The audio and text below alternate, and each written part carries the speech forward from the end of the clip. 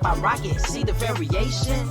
It don't matter, black or white, bring the drama, Perry Mason. I'm adjacent to the destined, counting all my blessings while they selling their soul. No, you gotta be desperate like them housewives. Hear the real with my mouth wide, paths going north, but they still hear the south side in me. These rappers are actors who giving out Emmys. Find me a Denny's looking proud of their penny without an Oscar. I'ma lay it proper. Father, this sound ironic, didn't have a papa for most of my life. Foster home to home. Don't let me start. Comment tell me about real love. It starts in the heart, not the pants. Born without a chance. Probably met destiny plenty times and noticed when she glanced at me. When you dance with me, who would've known these dreamers become fans of me? Put up your hands for me. Such a sky, the model we grew up with. Bumping that old Wayne, about to see if this truck fit in my garage. I'm kidding, no car, but I got drive. Even if I retire, never be top 5. I survived the rugged terrain. Determination in my brain, God help me find joy through the pain, gain clarity that I share to the masses. Same kid, they dreaming in classes. Future look disastrous. Time for the heroes and less fastest. Clean air, less gases. But y'all know what I'm trying to convey. Chase trades, play games, watch a few anime. Found a path to be great, not a moment to waste. Mama check it, don't worry, I'm straight. We gon' take it to the top of the globe. Spread love, realest quote that I wrote. You know, sky's the limit. All my life I was sober. We surpassing that with each episode. Behold, a new episode. New day, a new episode. A new day, a new day, a new episode. A new day, a new episode. A new day, a new. Go ahead, let them throw that shade. You gotta wait to see the picture. Old Kodak days, don't go that way. They songs all filler, and it shows not at the museum. Fans never been stellar. Pin Dilla, so it's a route set score. I ain't trying to be known by a number like the kids next door. My lord, they want us in cages or the seats, cause we fresh to death. Cash is short every week. Who me? I'm nothing but a kid from the boondocks, writing living color. Different word in my boombox, chilling in my afternoon socks with a cute thing. Excuse the missed call, they didn't notice you rang. Sharp tongue from the heavens, we thinking outside of the box. They call him Stoop Kid, never lead his steps. No one knows of his woes, cause he keeps to himself in seclusion. But me, I had to find out his story, so I sat by his stoop. He said his name's Corey. Told me how he used to be in love with a dame, but she left about as fast as she came. Said the sky's never been the same. Air's less fresh, chemtrails blanket the sky, and we compressed to a perfect world that we created within the mind. We blind to the truth as the days unwind. He finds happiness and watch the time go by. He asked, do you know why? Cause at least I know when we die, society's engulfed in trends, and it's hard to find friends when your vision ain't the same through the lens. A cleanse what we need, but our pride won't accept it. Love's like a precious baby girl, and I'm wishing that we kept it. Neglected all our principles, kids laughing at me every day. How conventional, all one-dimensional. I wish I was invincible, I would just fly away. Aim for the sun, hope to land in a higher place. That's my escape from reality. Life is a dream, but it seems we've been sleeping in ravines. For now, I'ma chill with the ranting. Sit up on my stoop while the kids keep chanting. Stoop kids afraid to leave the stoop. Stoop kids afraid to leave it. Stoop. Stoop kids afraid to leave it. Stoop. Stoop kids afraid to leave it. Stoop. Stoop kids afraid to leave it. Stoop. Stoop kids afraid to leave it. Stoop. Stoop kids afraid to leave it. Stoop. Stoop kids afraid to leave it. Stoop. A tear rolls down his cheek. He asks, how did life become bleak? We used to seek joy, now we lost in translation of the language called money. I pity our generation. I told him I agree, but you looking at the downside. It's a bigger world outside the walls you hide, and I can guide you to a new state of mind if you let me. But hearts can't receive what the soul isn't ready for. Look, life is a metaphor, it's up to you to find a meaning. You can't stand for something if you steadily leaning on pillars of self-loathing. Imagine what you're missing in addition to beautiful life that you ain't even living. Places that you never been, people that you'll never meet. Happiness if you're willing to seek beyond the stoop of your seclusion, but really just a barrier to block away the image of a place much scarier called reality. Well, he stopped me mid-sentence, took a step down like a sinner doing penance. Said he wanna take a chance, thanks for the referral. Safe to say this boy's gonna finally leave the world, so stoop kids gonna leave it. Stoop kids. Are you ready? Word wise, grass only greener when it's fertilized. Gave them truth in these songs, they prefer to lies. Destiny beautiful, adrift in her purple eyes. You can't see me, you Stevie, wondering how I reach more evolutions than Evie and make it look easy. Dream on, yeah. Dream on, dream weaver.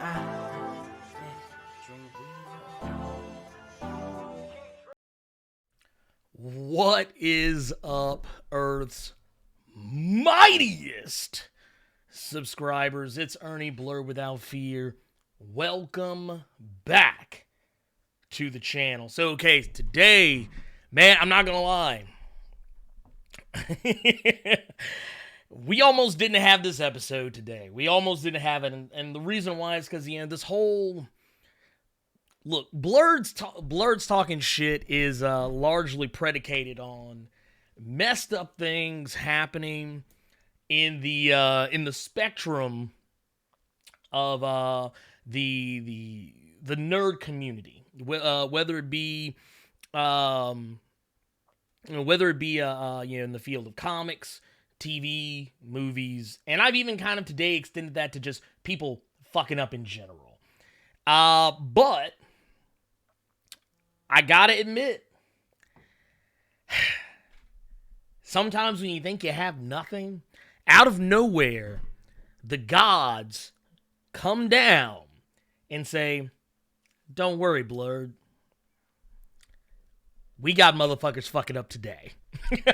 So a lot of this stuff is stuff that's actually come out just, today. The bulk of it. There's some other stuff that I kind of have curated from a few days ago, but just the same, what's up, everybody? I see we got our peoples in here.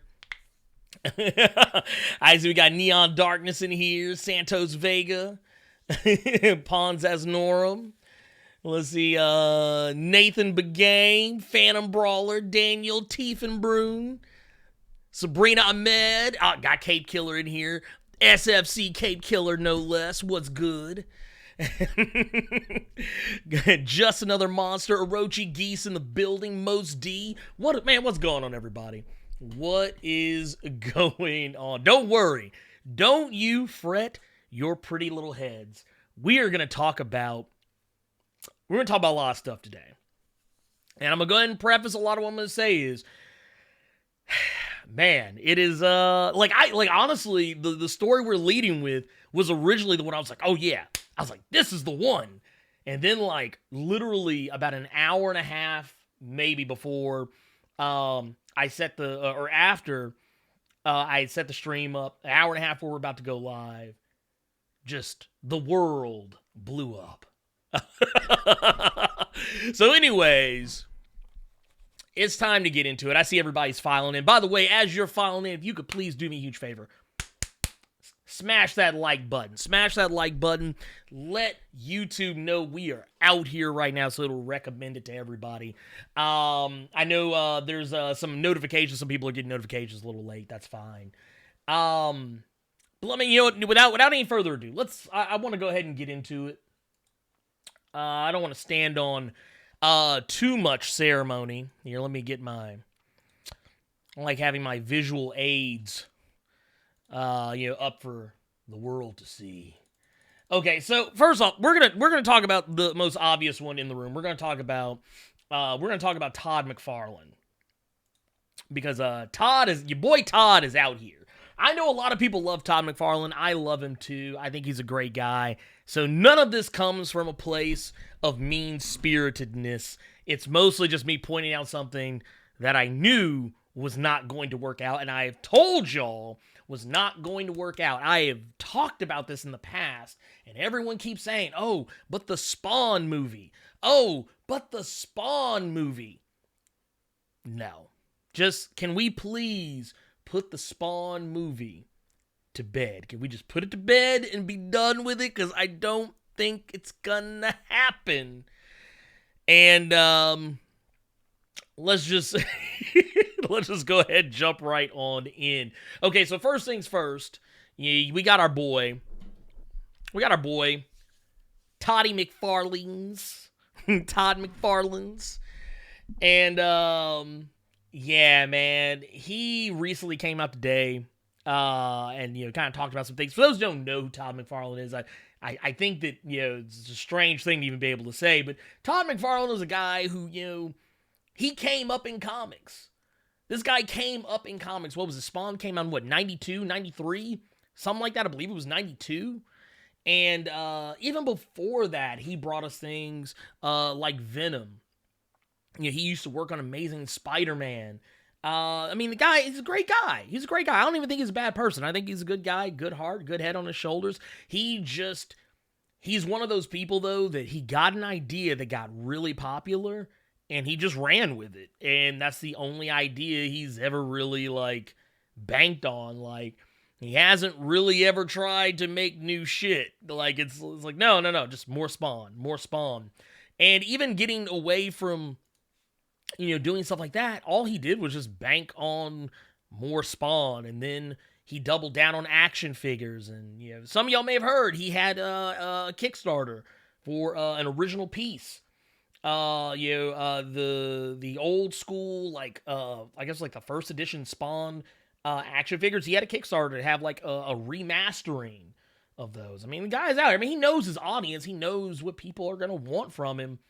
But the one area where I think he kind of failed, one area where I think our guy failed us is that Spawn movie.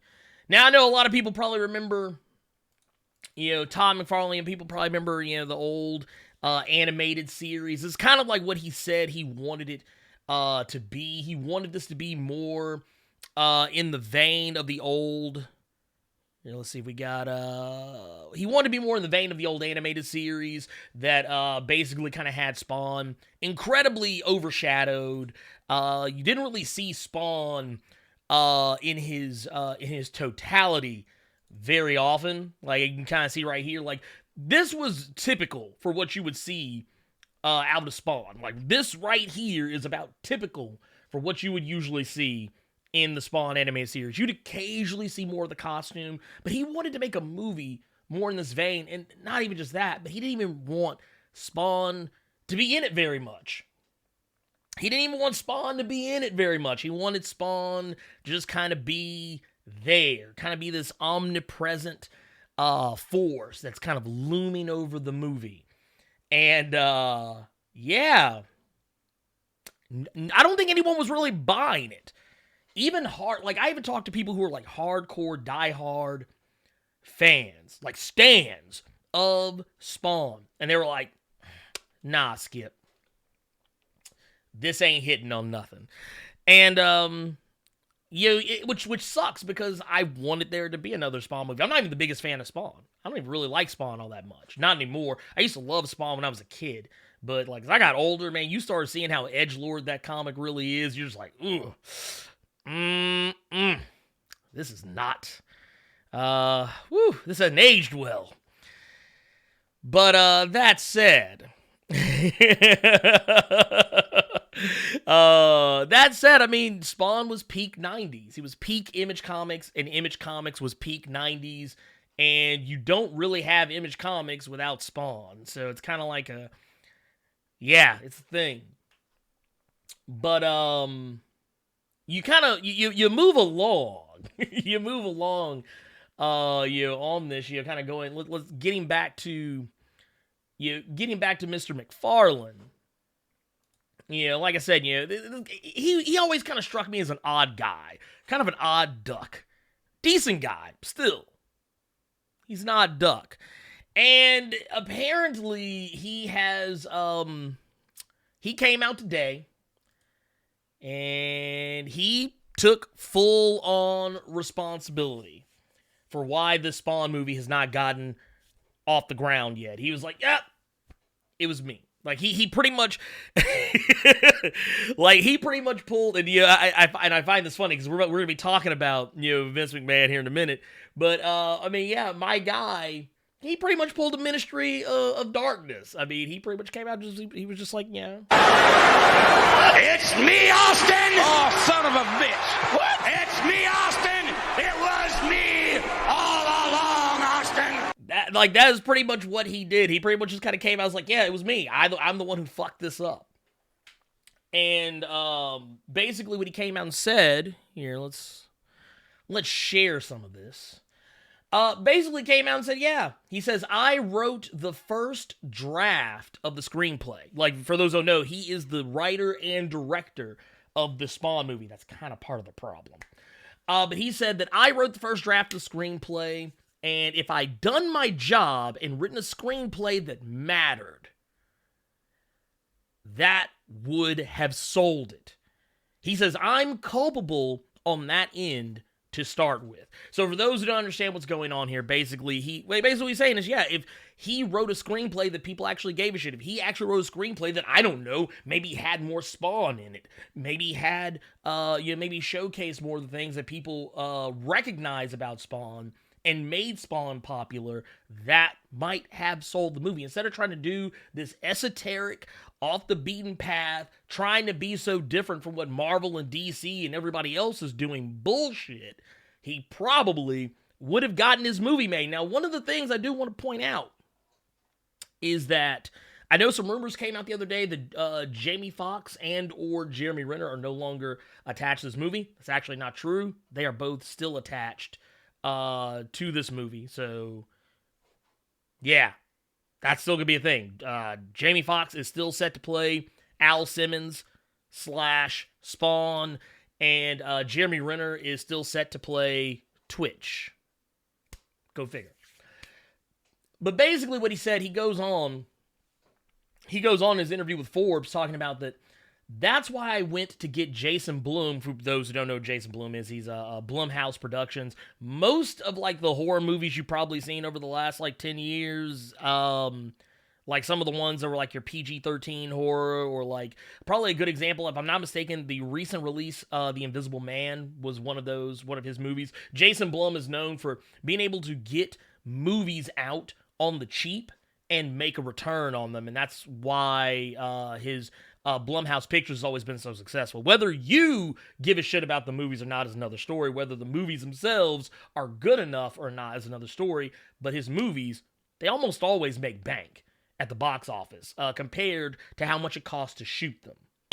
But no, he goes and says, yeah, that's why I went and got Jason Blum to produce and attached Jamie Foxx and Jeremy Renner to add quality to it in regards to the project overall, the script overall, and says that my goal is to continue to add those kind of quality people at all levels. The more I can add those people, the less I become relevant as a risk. And you're probably sitting here saying, well, why would he be a risk? Why would Todd McFarlane, the creator of Spawn, be a risk to his own movie? It's because he's untested. He is not a proven director. He is not a proven screenwriter. Yeah, writing comics is one thing.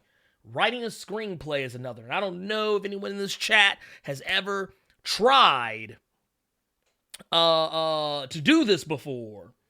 I don't know if you've ever tried to write a screenplay, a script, anything that would typically be acted out by other people. It's not easy. It's actually incredibly difficult. It's a process. And yes, people who write comics do tend to do pretty decently when going from writing a comic script to like a screenplay. Case in point, Donny Cates, who most of us know from Venom, Thor, Absolute Carnage, the Marvel Damnation story arc. He has a movie that's coming out based on one of his comics from Image Comics called God Country. And he is actually writing the screenplay, or has already written, rather, the screenplay for that movie. And he said it took him some time.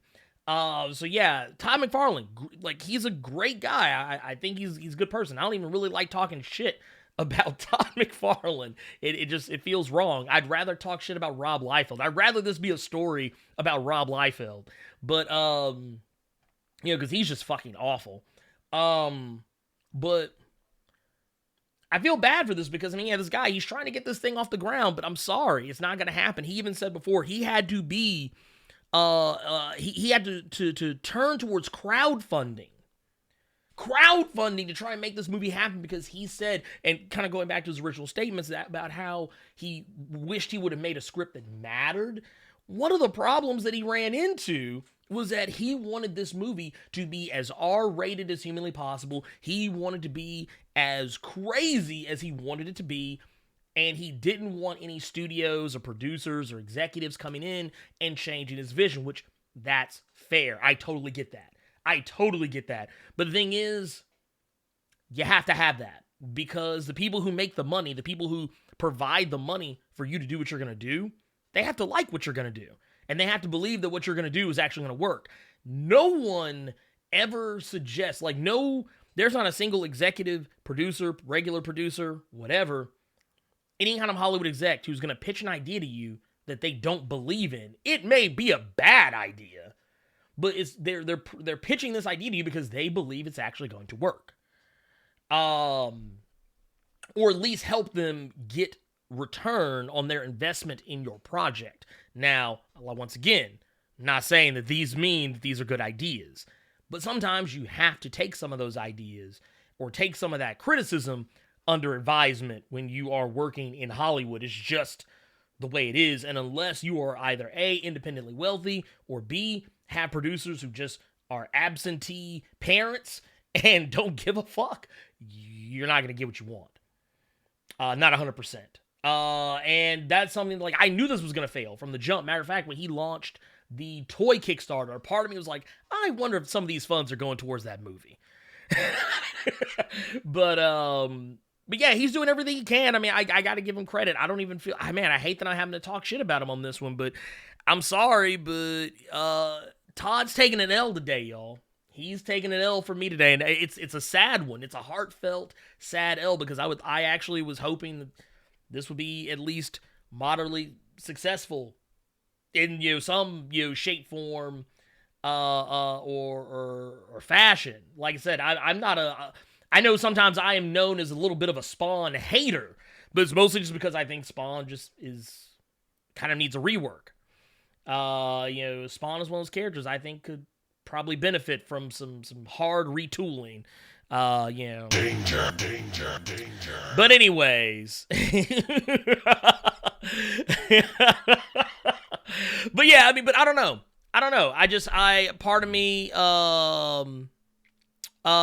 Part of me just wonders. Yeah, I don't know. What do you guys think? Did anybody in this chat really believe? Did anyone in this chat seriously believe that this was going to be a thing, that this was going to happen, that the Spawn movie was actually going to occur? Did anyone think that this was actually going to be a thing? I am very curious to know. Because I know that I've talked to some of y'all, and some of y'all told me, like, oh yeah, man, it's going to happen, man. It's going to be great. Yeah, it's going to be fantastic. Oh yeah, that's the old classic where they did the old Marvel DC mashup. You can't even they don't even print this anymore. They don't, if I'm not mistaken, you can't even get this printed anymore in any of the Spawn re-releases in the volumes because of copyright issues. But yeah, like I just think it's hilarious. But the fact that like you're able to get guys involved in this project, the fact that you were able to get people like Jamie Foxx, Jeremy Renner. Supposedly there's another guy, another actor who he's been able, to saddle up, with this project. And I mean, like I said, I don't know. But I mean, right now, you literally have a talented, high caliber actor, the likes of Jamie Foxx, who is willing to be in your movie, and like you still can't get it made. You have a fucking Avenger in Jeremy Renner on your squad. You've got fucking Django Unchained, fucking Ray Charles, Wanda, what was it, from Martin? You got this motherfucker on your payroll, and you can't get the movie made. That ought to tell you something. That script, there was clearly something wrong with it. Just go ahead and throw that out there. Yes, Just Another Monster, God Country they have a movie coming out. I found this out from Kate's, when I spoke to him back in 2018. So the movie is being made. I don't know. I don't think they're in any like active filming, but it is a thing. It is going to be a thing. God Country it's a thing. It's happening. Let's see.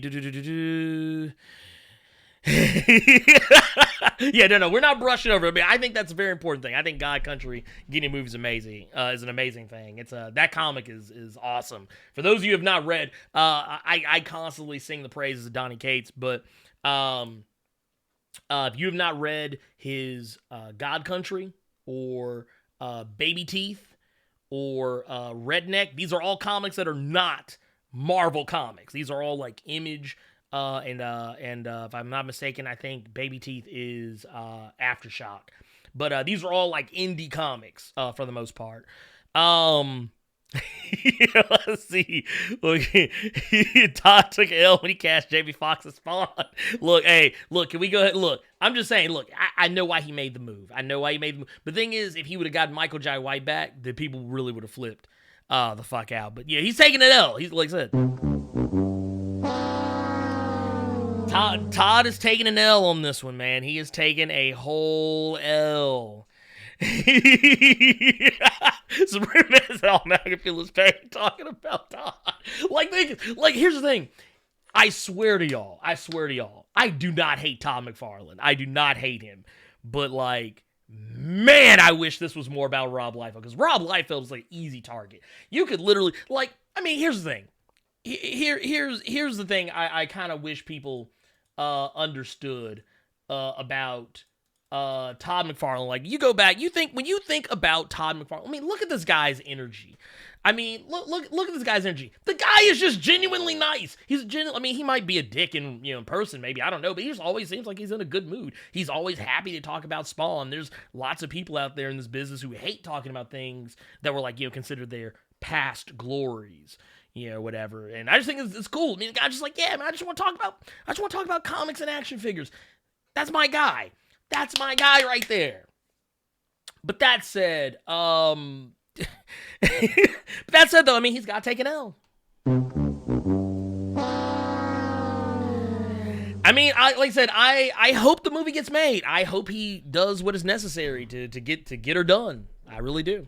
By the way, Most D, thank you for becoming a member of Blerd Club. You are awesome, a saint, a gentleman, and a scholar.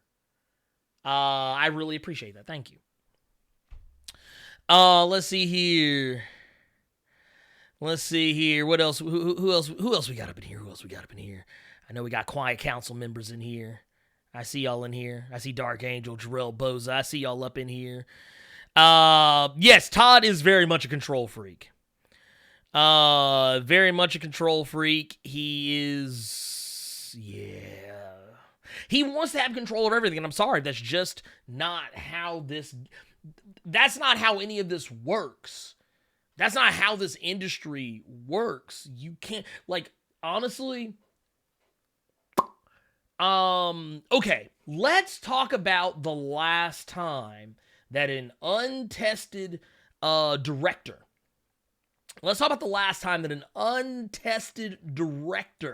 got his hands on Hollywood level studio equipment and made a movie. And I'm pretty sure everyone knows what movie I'm going to bring up, and I regret to inform anyone who actually cares or gave a shit about this movie. I apologize. I'm gonna go ahead and apologize to you right off the rip. But that movie just so happens to be The Spirit. And I'm gonna go ahead and tell you right now, not a good movie by any stretch of the imagination. By the way, look, I see we got some activity over here. Hold on, wait a minute. I see that we have got Poetry came through with a $5 super chat, dropping the super chat stickers on me, some laughs. Jamal Simmons coming through with a $1 super chat. Thank you for that. Thank you both. Oh, we got another one in here. Candace Stringer coming through with another $5 super chat, also dropping the stickers. That's what I'm talking about. Thank you both, everyone. Actually, technically, this is more than two of you, there's more than both. But you know what I mean. You know what I mean, goddammit. I appreciate it. Let's see. But yes, The Spirit. The Spirit is the movie that came out that Frank Miller, if I'm not mistaken, and I don't want to speak out of turn. So you know what we're gonna do? We're gonna go to the old Google machines. And let's look up. I want to see Frank Miller's right. Matter of fact, you know what we're gonna do? We're gonna do it right here. I want to go to the old IMDb. Let's go to IMDb. And oh hey, look, there's Star Wars stuff happening. Let's go to Frank Miller.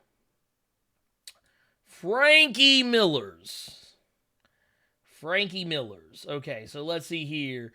Yep, he was a writer on The Spirit. He is credited as the writer for The Spirit. Oh, I forgot about the Sin City TV series. That's probably canceled now. Let's see here. So, let's just really take a long look at this. He wrote the Spirit screenplay.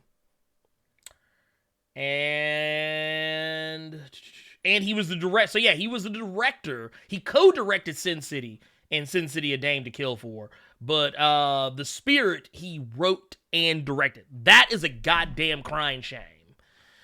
Hey, Darth AV Rebirth coming through with the $4.99 super chat. Just came through to say, dang, almost missed a stream. Here's a bit of that stimulus check. Thank you for that, man. I really appreciate it. Thank you. Like I said, y'all have no idea how much a lot of this, means. But yeah, just thank y'all so much. But yeah, just let's just be real here. Can we be really real for a second here? Can we be really real? Can I be real? Can I kick it? Okay. This Frank Miller is largely why Hollywood is scared of another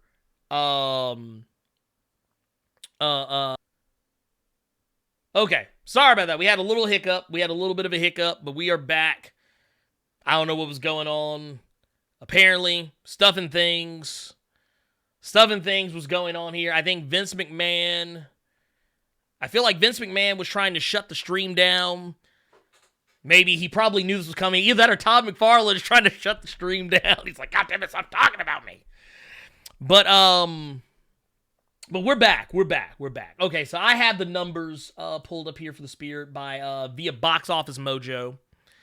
Here, let's pull this up. Okay, so I got it. By the way, Jamal Simmons, thank you for that $2 super chat. You are awesome. Thank you with the stickers and everything. I'm here for it. God damn it. So let's look at this. Okay, so this movie, I wonder, does it have the budget? Does this have the... I'm not seeing the budget listed. However, we'll just go off of this. I'll find the budget for this movie. Where that we'll get. Vince knew I was about to start talking spicy. He's like, oh, no, shut his shit off. God damn it. I said, cut the goddamn stream. Look at him. He's about to talk some shit about me. That is exactly what Vince McMahon would say. He seemed to say. Okay, but yeah, okay, so The Spirit made $19,806,188 domestically, is what it made.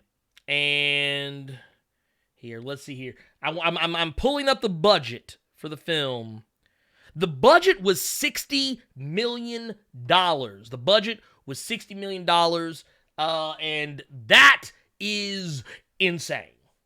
The budget, so it didn't even make back, it barely made back half its budget, because worldwide, you see here, it made $39,164,441 And, yeah, dude, that is not good. And this is a movie that came out. Now, granted, some of this could have been because this movie came out on Christmas. Or Christmas Eve, if you will, if you go by the Taiwanese release date. But domestically, this movie came out on Christmas.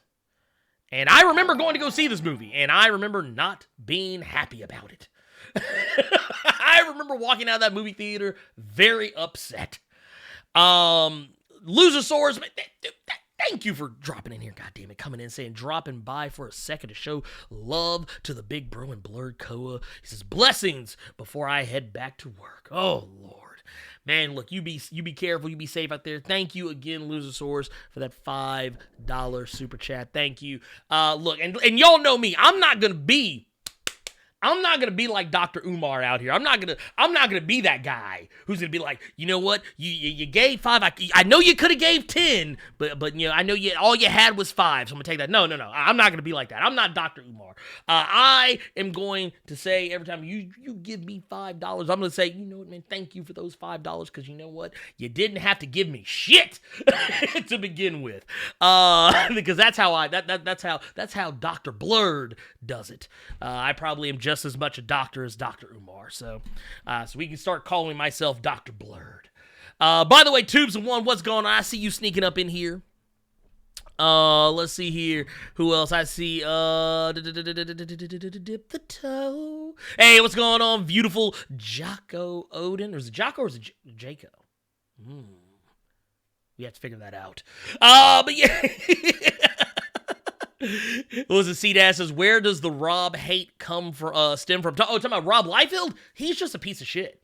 Rob Liefeld is straight up a piece of shit. I'm sorry. There's no two ways about it. I don't know if y'all just don't follow Rob Liefeld or hear about any of his bullshit that he perpetrates. But man, he is a card-carrying piece of shit. At least you ain't Dr. Light. God damn. Right? That's what I'm talking about, goddamn it. Doc Blerd. Yeah, there you go. Thank you, Jesse. Well, like I said, I'm just as much a doctor as he is, god damn it. But yeah, I'm just saying, I wanted to kind of share some of this with y'all because I wanted y'all to kind of understand where I was coming from in regards to all this. In regards to the good Lord, you know what I'm talking about here. All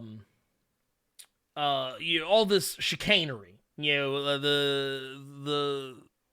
all this surrounding Todd McFarlane, like why? I know a lot of people probably think like, oh, it's not that big a deal, just let him direct it. But I mean, what if it fails and then we're out of money? I'm not saying we're out of money, but saying like, thinking as a producer, saying, oh, well, we just put $60 million, we sank $60 million of our money into this guy, and he could only give us back $30 million. Because that's the thing, people always say, and you got to be careful with this, that Comic-Con word of mouth. Scott Pilgrim versus the World suffered from the same thing. They screened Scott Pilgrim versus the World at Comic-Con, and everybody's like, oh my God, this movie was amazing. Oh my God, it was just so good. Oh, chef kiss, all that stuff. And then you know what happened when the movie actually came out? No one went to go see it. And that's what a lot of people are scared. And that was with a proven director. That was with a proven writer and director in the creative room. So, yeah. Todd McFarlane's he's gonna be a hard sell for anybody. For anyone. But that said. My guy Nick Shafani. My guy Nick Shafani in here, man. What's going on? By the way, y'all, can I please just want to draw some attention towards my brother from another mother, Nick Shafani. One half of the driving force, or I guess technically 1/3. We got Paul too. I don't want to leave Paul out in the cold, but a major part of the driving force behind Nerd 901, which is really big. It was a really big deal to me because they bring a lot of attention towards a lot of local Memphis stuff that's going on. For those who don't know, I live in Memphis, Tennessee, so I am one of those people. And And just want to say, man, if y'all have time, please go swing by nerd901.com. Make sure to go swing by twitch.tv/nerd901, all one word. And go check them out because they're always doing amazing things. And you might see me on there sometime. So there you go. We recently, this past Saturday, raised some money for the children's at Lebanon. We played we played some Fortnite. We played some COD. What else did we play? We played some Apex Legends. That's right. You could have seen me. Actually, I think I did play a little bit of Apex, but you would have gotten to see me surprisingly find out I'm halfway decent at Fortnite. For as much shit as I've talked about that game. But that said, yes, and don't get me wrong. I don't even hate Scott Pilgrim. I love Scott Pilgrim. That was actually my wife and I's first date. Was going to go see Scott Pilgrim together. So that was a litmus test. When we walked out of that theater and she said she loved it, and I was like, you're the one. But yeah, no, let's see here. But they did make their money back. They did actually make their money back. So that's a good thing on DVD. So word of mouth actually saved that movie, but I cannot say the same for The Spirit. We cannot say the same for The Spirit. Though, now that you brought it up, you've actually made me very curious. I want to see how much money Scott Pilgrim made. Now that you bring that up. Because, here, let's see. I want to see how much. Okay, so that movie cost $85 million to make. Now this is box office that we're talking about here. We're not talking. I don't have the numbers for home release. I don't have the numbers for home release. But just to give you an idea of how scary that was for a lot of people, Scott Pilgrim vs. the World cost $85 million to make, and they in box office. I'm not talking about DVD release numbers, but in the box office, that movie made worldwide $47 million. $47.6 million. That is scary to investors. So that is just a thing. It just point out a thing. But no, Jarrell's correct. They did make their money back on home video, which is a good thing. But the thing is, they don't look at that. They care more about what they can get in the box office, because you get those butts in the seats, the more money you make long term. You want to get the bulk of your money on the front end, not so much the back end, because by the time you get to the back end, decisions have already been made. It's kind of why movies like Dredd, which is a fucking amazing comic book movie. The movie Dredd with Carl Urban is amazing. But it didn't make the money at the box office. I think they made their money back on home release, but by the time that came along, the studios had already made their decisions to not bother with making another movie, no matter how good Dredd was. But neither here nor there. Let's move it on along, because I feel like I almost want to wait a little longer just to see how many more wrestlers get added to this list, which is just growing exponentially. This list was 10 wrestlers long an hour ago and has grown to, let's see here, 1, 2, 3, 4, 5, 6, 7, 8, 9, 10, 11, 12, 13, 14, 15, 16, 17, 18, 19, 20 wrestlers in just 2 hours. That has happened. But, let's talk about some things. I'm going to save the big L's. I'm going to save the big L's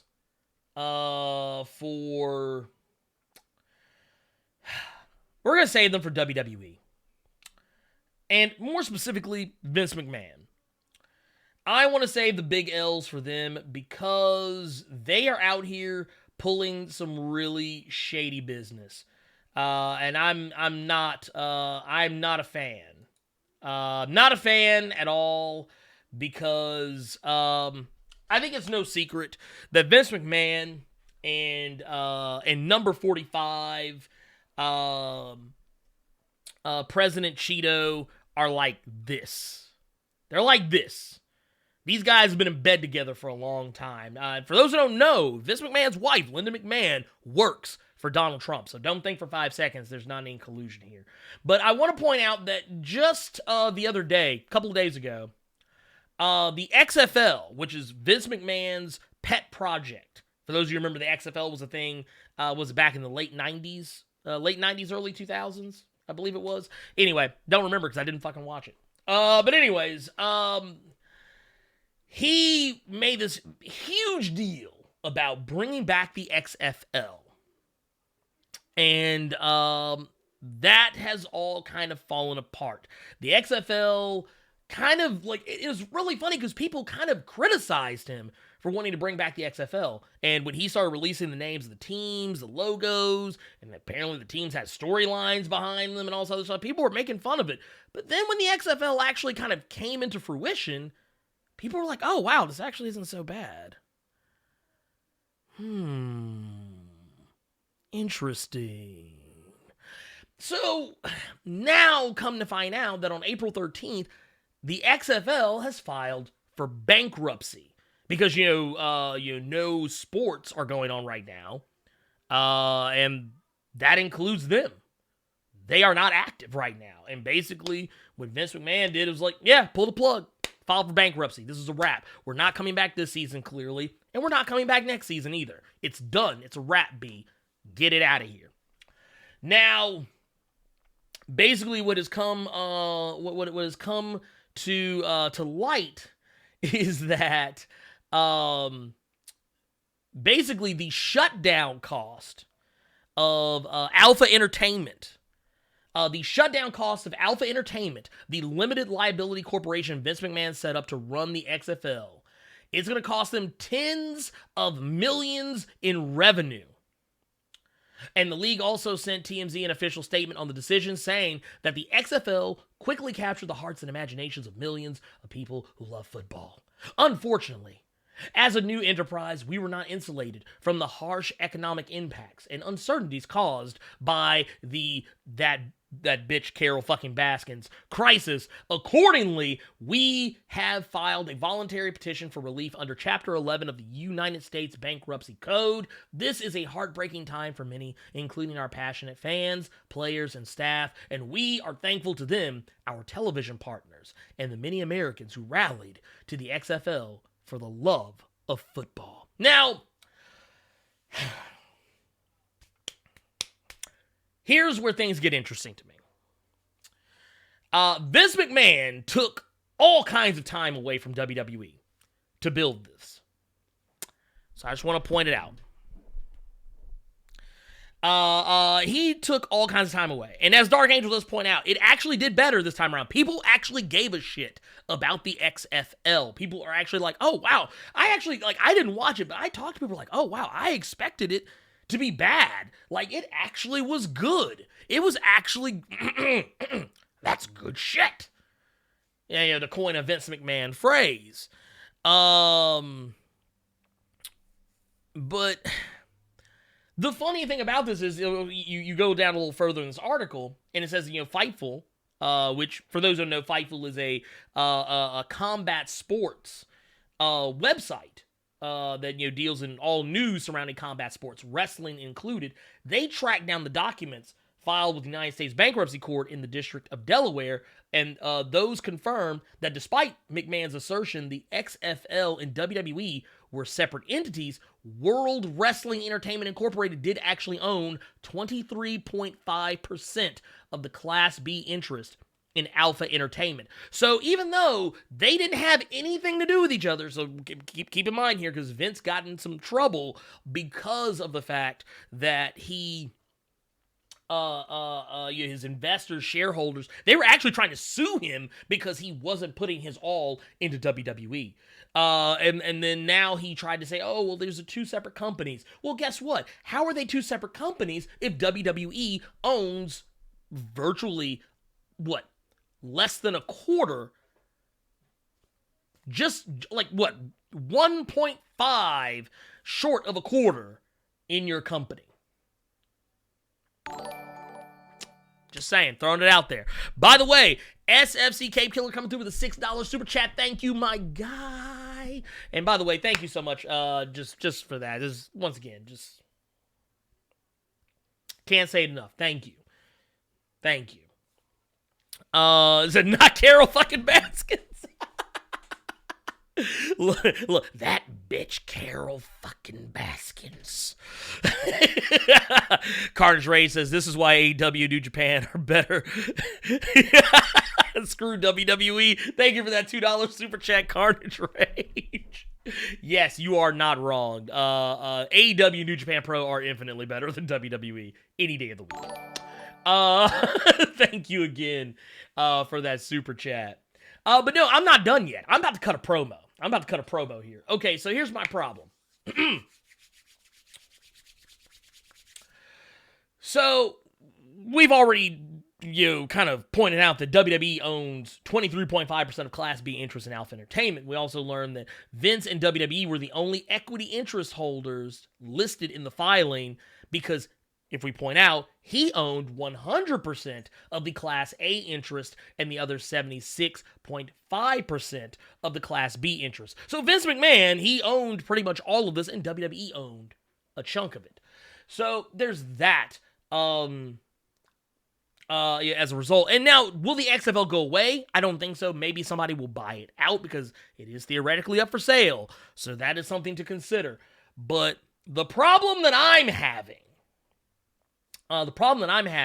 is that in the wake of all this, see, this is just a tidbit. This is just the tip of the iceberg here, is that WWE then somehow convinced the governor of Florida, which, if I am not mistaken, is it DeSantis?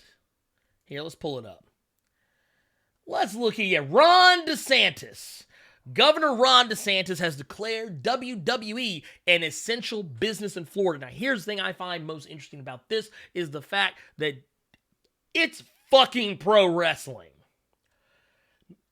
Baseball is shut down. Football is shut down. Basketball is shut down. But somehow, even though theoretically what they're fighting for here is that WWE is a professional sport, therefore it is an essential business. But wait a minute, how are you an essential business if you are on limited personnel, you have no audience? What the fuck is your purpose? I have questions about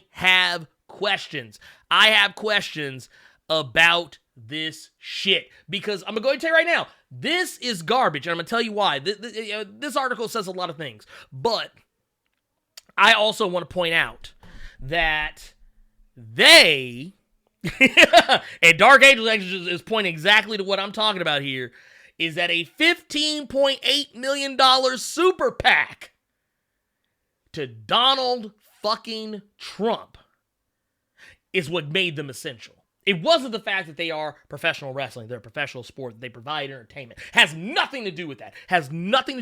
Not even in the slice. It has to do with money. The fact that Linda fucking McMahon is in Trump's back pocket, and so is Vince. So is the entire McMahon Helmsley regime. They are in Donald Trump's pocket. And Linda McMahon is also, if I'm not mistaken, not only, I think she was a part of Trump's cabinet when he first took office, but she stepped down, I think, as of last year, and now has kind of become like a campaign manager as well as the runner of his super PAC. So this heifer, this laughing bitch right here, and I'm sorry, I'm gonna say some colorful language here. I'm gonna be real ugly here for a minute because I'm really not happy about this because of what's coming next after this. So yeah, we go down here.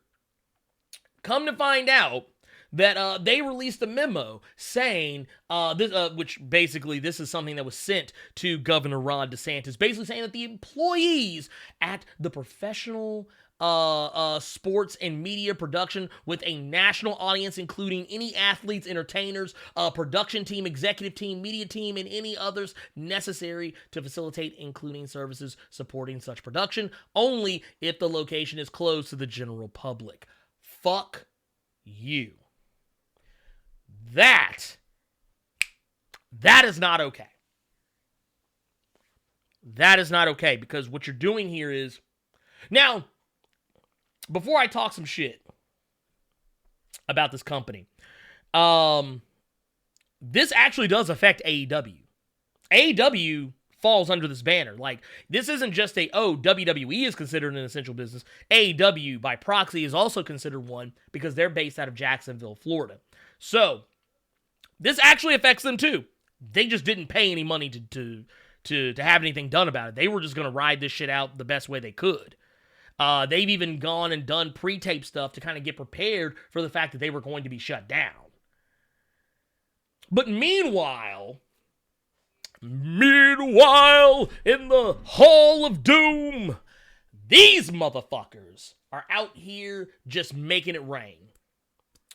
Just making it rain. Making it rain. Dropping money like it's going out of style. And I'm sorry, but no, you are not an essential business. Like, okay, you know what an essential business is? Grocery stores. During a pandemic. Grocery stores. You could say hospitals. You could say, I don't know, emergency services. People who are, fixing, people have to fix things that could break, essential items that could break during a pandemic. Not this shit. This shit's not. And first off, the only reason this is happening is because Vince McMahon has a contract with Fox because I think he can only do, I think it's 2 or 3 pre-tape shows on the Fox network. And I think they've already burned those. And he's scared he's about to lose that money. He's also losing out on that Saudi money because they can't travel right now. If I'm not mistaken, there was supposed to be another one of those Crown Jewel Greatest Royal Rumble Part 82.97 Electric Boogaloos that was supposed to be happening very shortly. And guess what? That ain't going to happen because travel ban. So, but now, that's the thing. TJ, he said, unless you are wrestling in a Publix while being cashiers, then no. And that's my thing. Look, if that was the case, I'd be 100%. I'd be all in for it. I'd be like, man, look, if I looked up and I'm sitting here at the cashiers getting ready to hand over my credit card, and the next thing you know, Mia Yim comes up out of nowhere and drop kick Shayna Baszler, I'd be like, oh shit. or by God. I'm like, it's a total debacle. Yeah, for those of you who remember the old WrestleMania arcade game. But so let's see here. See, you said Dark Angel says 3 pre-tape shows. So yeah, and I think they've already topped those out, I believe. And the Saudi show was supposed to be in May. So yeah, and this shit doesn't seem to be going away anytime soon. So those plans are probably nixed. They're probably gonna be missing that Saudi money. I'm just saying. So yeah, I'm not buying this bullshit. I'm not buying it. I'm not buying it. I'm sorry. There's another thing too. Let me see if I can actually locate. There was another story. Here it is. This is actually, and this is actually kind of going back. This is just basically to kind of cover my own tracks on what I was talking about with Linda McMahon. Booyah, right here. Report, Linda McMahon's Trump Super PAC pledged, I'm sorry, $18.5 million in Florida the day before WWE resumed filming there. Look at this bullshit right here. I'm sorry, but I don't give a fuck what storyline character she played in WWE back in the day where she was sitting there all comatose and just whatever. I don't care if she used to be the one good McMahon on SmackDown back in the late 90s, early 2000s. I don't care about that. What I care about right now is the fact that this heifer is sitting here pledging, and by the way, we have some tweets that have been kind of cataloging this kind of as it goes along, but it says here that we've got, let's see, and I'm not even going to try and pronounce this woman's name because I will fuck it up. But basically, Stephanie here has basically thrown out that The Watchdog investigation, why is WWE holding live television in Orlando while other pro sports leagues have suspended events nationwide during Carol fucking Baskin's pandemic? Governor Ron DeSantis' office sent me a statement. Professional sports are critical to Florida's economy. And then she asked how WWE is critical to Florida's economy. There was no audience. There are only essential personnel. Same shit I was saying earlier. What revenue is being generated? And if so, how is it benefiting Florida residents and taxpayers? And she says, I'm waiting on Governor Ron DeSantis' office to respond. To which, going down a little more, says, could politics be in play for WWE to be deemed essential personnel? We've asked Governor Ron DeSantis' office about this. Linda McMahon is wife of WWE CEO Vince McMahon. She served on POTUS's cabinet and now runs pro-Trump super PAC America First Action. WWE Live TV is in Orlando. Now, she goes on to break down the timeline of this, saying that April 1st, Governor Ron DeSantis issues executive order for essential services after speaking with POTUS. Now, after April the 9th, or upon April the 9th, the governor amended the order to include professional sports and media production, including entertainers with a national audience. And then, of course, that same day, it just so happens that Linda McMahon, wife of WWE CEO Vince McMahon, former WWE CEO and former POTUS cabinet member, announces her POTUS Super PAC will spend $18.5 million. Inherently been done wrong here? I don't know. Is there a quid pro quo going on? That was a popular word that was getting flung around all of earlier parts of this year and the year before. Is there some kind of collusion, some kind of shady business dealings? Is this anything that could get someone in some serious trouble? I don't know, because at the end of the day, this is being done in a relatively, it's an openly shitty way, but it's also being done in a way that's, I would dare say, borderline legal. But that said, it doesn't make it any less shitty because you just sat up here and spent $18.5 million. 18 point... Y'all understand what the fuck I'm talking about. $18.5 million. And then you have the temerity. You have the unmitigated gall to then begin firing wrestlers. What the fuck? Oh my God. Okay, so let's go and we're going to run down the list. We're just going to run down the goddamn list. Okay, so first and foremost, we've got the Colognes. The Colognes have been released from WWE. They are no longer with WWE. Not happening anymore. Not a thing. Which is funny considering the fact, I can't remember, was it Primo or was it Epico? Who had the failed drug test that turned out to actually not be a failed drug test. But he was still suspended anyway. I don't remember. I don't remember exactly. I can't remember which one it was, but I just know for a fact, whichever one it was, that is who we got. So the Colognes, they're gone. That's two. Count them two. That's two so far. Let's see what we got. EC3, who I honestly have not seen anywhere on television except for on the back of a fucking milk carton, has been missing for I don't know how long. EC3, gone. That's three. Luke Gallows and Carl Machine Gun Anderson, gone. Two Bullet Club OGs from New Japan Pro who literally just re-signed contracts. They just re-signed contracts, for Christ's sakes, with WWE. They could have gone anywhere. They could have gone to AEW. They could have gone back to New Japan. What is life right now? What is life? Oh my God. What is this? So those who are keeping count, that's 5. Let's move along. They got rid of Aiden English. Aiden English, gone.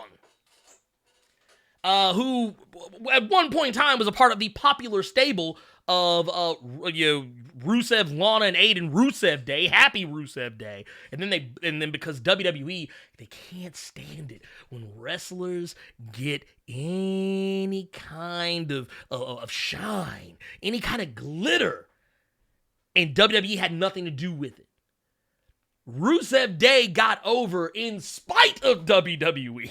WWE tried to bury it for years, and it was the number one seller. It was a number one selling merch item.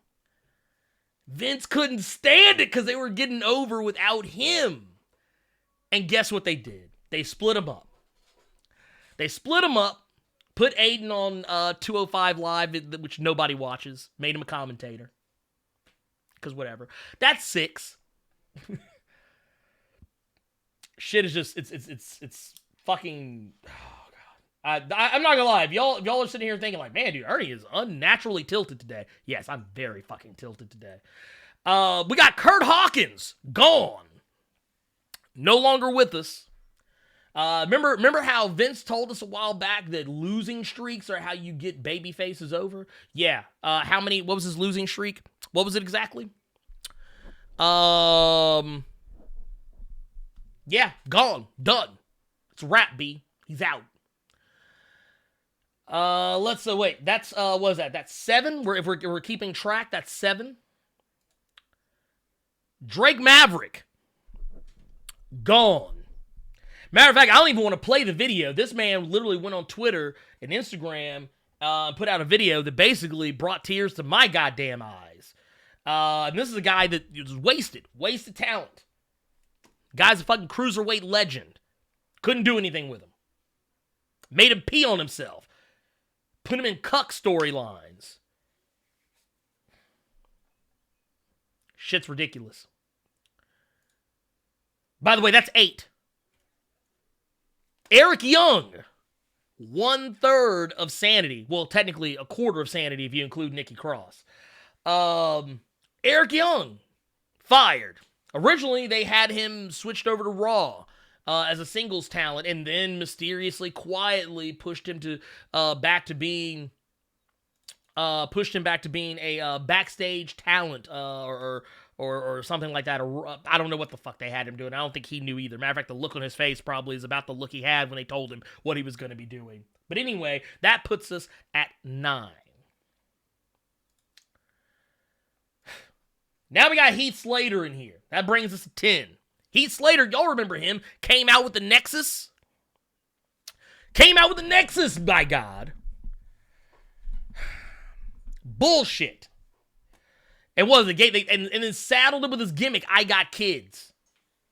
That was his whole gimmick. I got kids. They didn't know what to do with the guy. Guy's talented.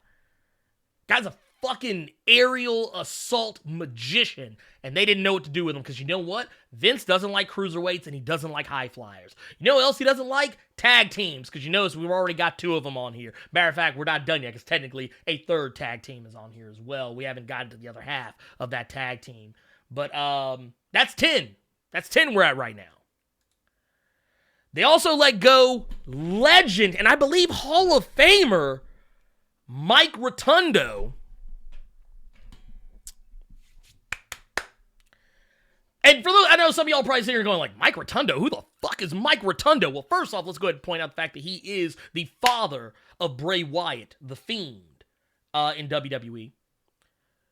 And, of course, he used to be the legendary Erwin R. Shyster back in the day. IRS. Had one of my favorite finishing moves, the write-off. Mostly just in name. Not so much in the execution of the maneuver.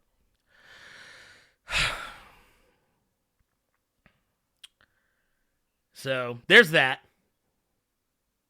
Are we still keeping track? We're at 11 now. Oh, we're not done yet. Kurt Angle. Released. Not even wrestling anymore. And yes, as Dark Angel pointed out, Mike Rotundo, Erwin R. Shyster, was on the bump this morning. what it's like. You literally had the guy come and appear on television, and then you kicked him to the curb. Did you hand him his walking papers after the cameras went off? Is that when you did it? Is that when you did it? Did you hand him his walking papers as he was getting ready to walk? Well, he was probably recording from home. But what did you text? Apparently a lot of these are coming through text. Anyway, Kurt Angle, also a Hall of Famer. He's not even an active roster wrestler anymore, and they're kicking him to the curb. And this man has put his body on the line. Literally. I know we say this a lot in wrestling, but, so-and-so put their bodies on the line. They put their bodies on the line. But no, I don't know if y'all know that how broken Kurt was in the last year that he was in WWE. The dude could barely walk to the ring. Crying shame. 12. They kicked Lio Rush to the curb. And Lio Rush probably more because he was kind of a controversial figure backstage. He was kind of a heat magnet backstage. He was constantly pissing people off backstage. And apparently he had some mental issues that he was trying to work out. And of course, he was I guess, for lack of a better way to put it, he was kind of an aggravator. He's gone. And I think, if I'm not mistaken, was in the Cruiserweight title picture that's going on right now. 13 so far. Mike motherfucking Chioda.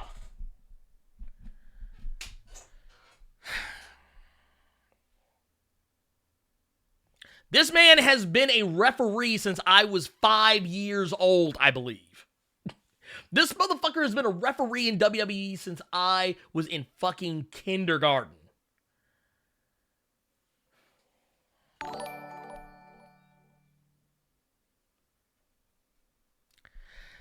Dude, by the way, Michael Raleigh, man, thank you for that $2 super chat. By the way, he said notified by text, shakes my head. And I'm right there with you. I'm right there with you. How?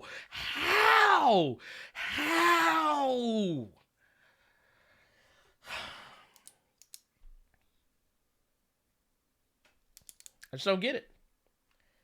14. And this, I want to point out something. This guy has refereed some of the most high-profile matches in WWE history.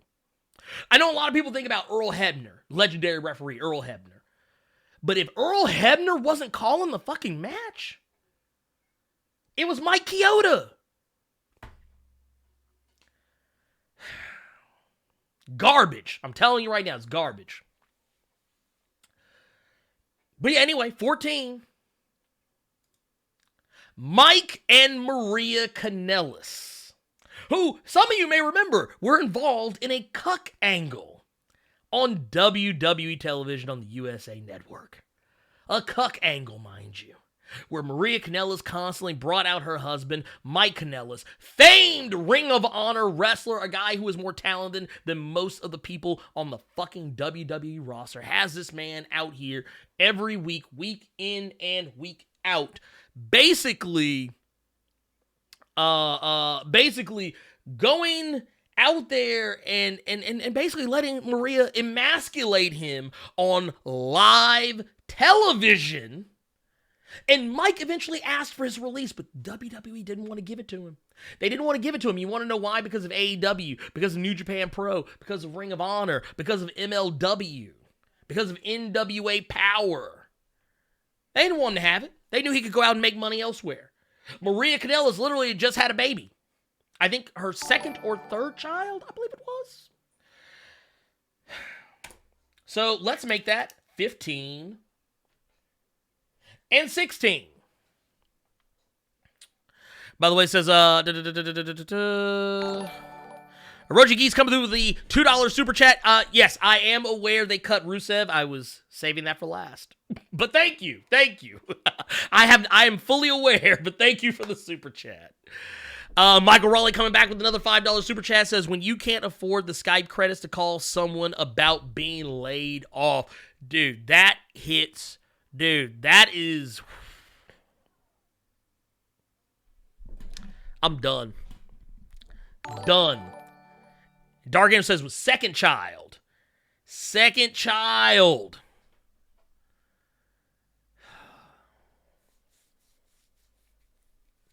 Dude, what the fuck? Seriously, what the fuck? Was it Tex-Mex Studios comes through with the $5 super chat saying, I just ordered God Country. Any more Image comics you recommend I should read?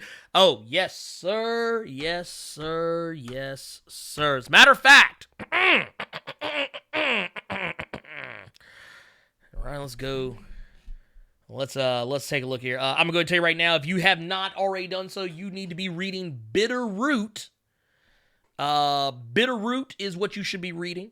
Here, let me go to my little list. My little list over here. Let's see here. Bitterroot, I would also highly recommend Crowded. Crowded is good. Gideon Falls is another good Image comic. Let's see, what's another one? Oh, God. Oh, why am I blanking on the name?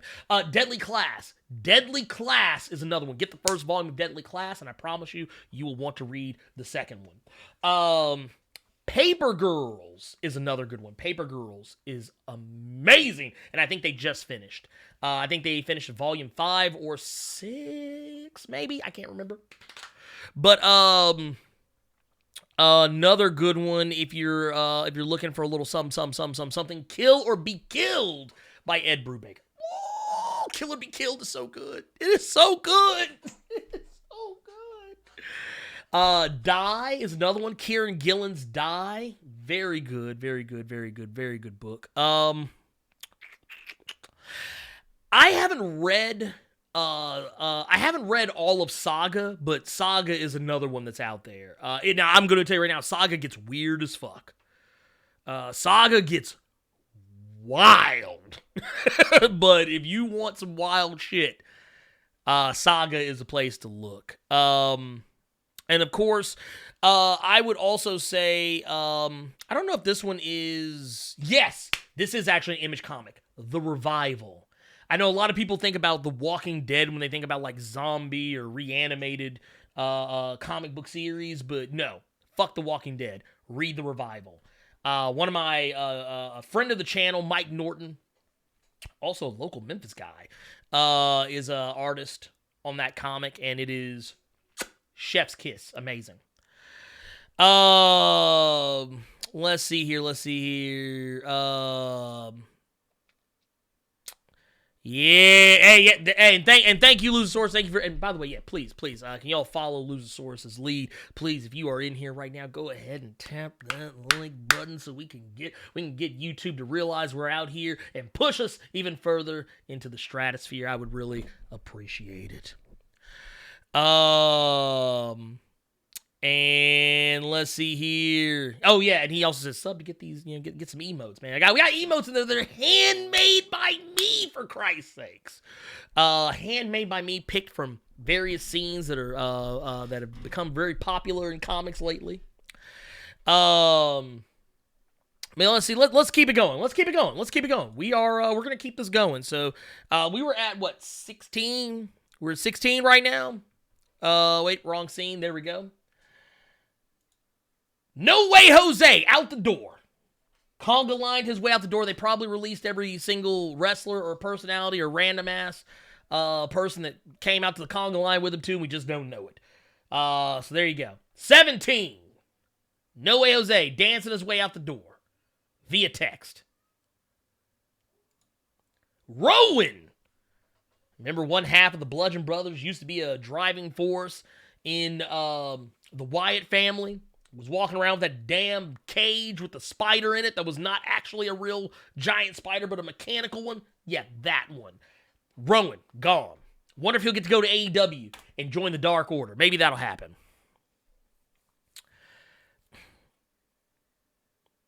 So, that's the thing. That alternative factuals, you ain't shit. He says hydrate. Well, I tell you what, I'll hydrate here. Go ahead.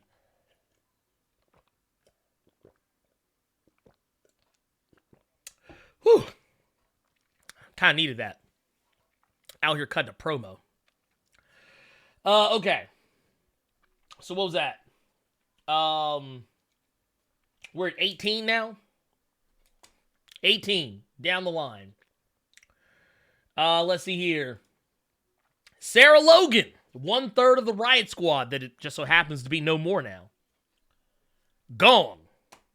So this is going to make things awkward with the War Raiders, isn't it? Because her husband is 1/2 of the War Raiders. Or I'm sorry, what they call now, the Viking Experience, the Viking Raiders, the Viking Saturday Night Special, whatever the fuck they're called right now. Yeah. They should have left him as War Machine, but whatever. But Sarah Logan, no longer with us.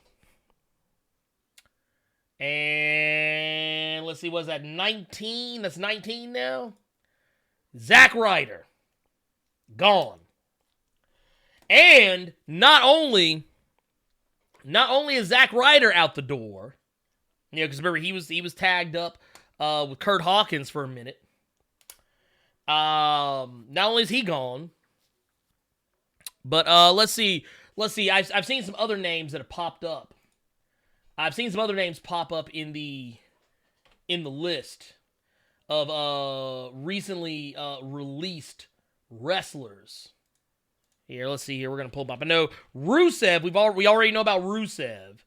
Rusev is definitely one. We've lost Rusev, which is funny considering the fact that people have been asking for him to be released for so long, and I think he's even kind of quietly been asking for his release from WWE. Couldn't get it to save his life. They put him in that dumb storyline with him, Lana, and Bobby Lashley. Drug him into that bullshit. Now he's gone. Let's see here. Let's see. I see somebody said somebody else. Wait, did we get news of somebody else? Somebody else has got released. Oh wow! So wait. So not only is Rusev gone, and he said that, and all of these guys have 90-day no compete clauses. Wow, Vince, you are a shitty human being. You are a fucking monster, and just fuck you, Vince. Fuck you. Oh my God, Dude, and this is what, and this is why I choose not to support WWE. This is why I canceled WWE Network forever ago. Canceled WWE Network forever ago and just moved on. And left it behind because it's garbage. And I guarantee you, these are not the only releases. What I said, Fit Finley is out the door. Let's see here. Let's see who we got here. Fit Finley. Let's see what we got going on here. Let me see if I can find some. Wow. Just wow. Lance Storm, Shane Helms, Billy Kidman.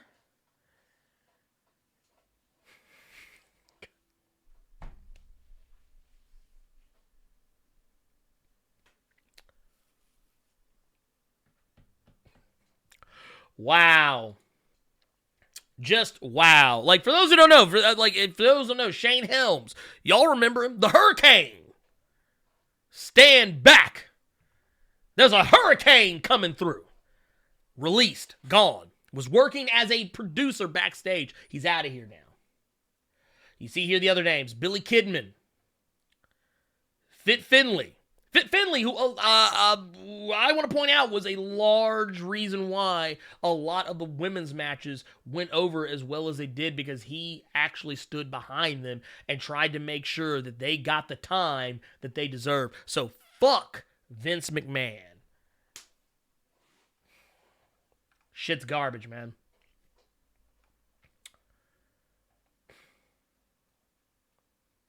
Wow. Wow. Oh, wait. Dark Angel said Daivari. Daivari's gone too? Shit. So wait a minute. Yep, Daivari, he's gone.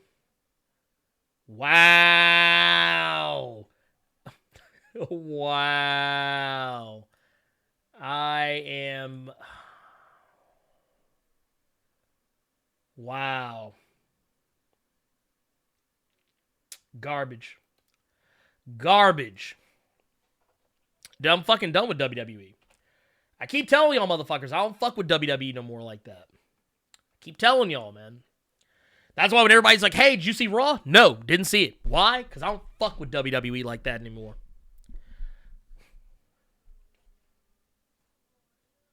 Garbage. Absolute fucking garbage.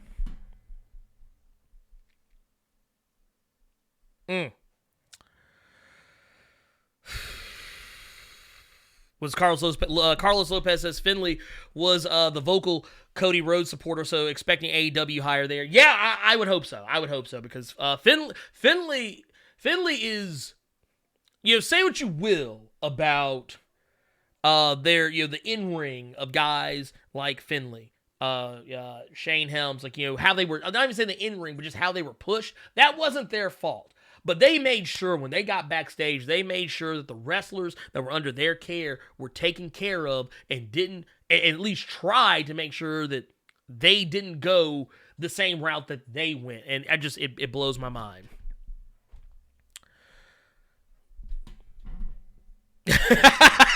Michael Rawley said, there's a hell. Those two, Linda and Vince, are going straight there. I'm sorry, but it's true. It's very true. Tubes1 says, you know what? All the wrestlers should band together and unionize against them. What would be in their way to stop them right now? Everything shut down. And I'm right there with you. I'm right there with you. They should. They should. Honestly, if here's the sadder part about all this too, is I know a lot of people say, oh, maybe they'll just go to New Japan. Maybe they'll just go to AEW, Ring of Honor, MLW. The good news is right now they have lots of options about where to go. But you mean to tell me you had the money to spend? You had $18.5 million that you could spend on making yourself a relevant business, an essential business in Florida, in the state of Florida. However, you can't pay your wrestlers, so you're just going to let them go. Wow.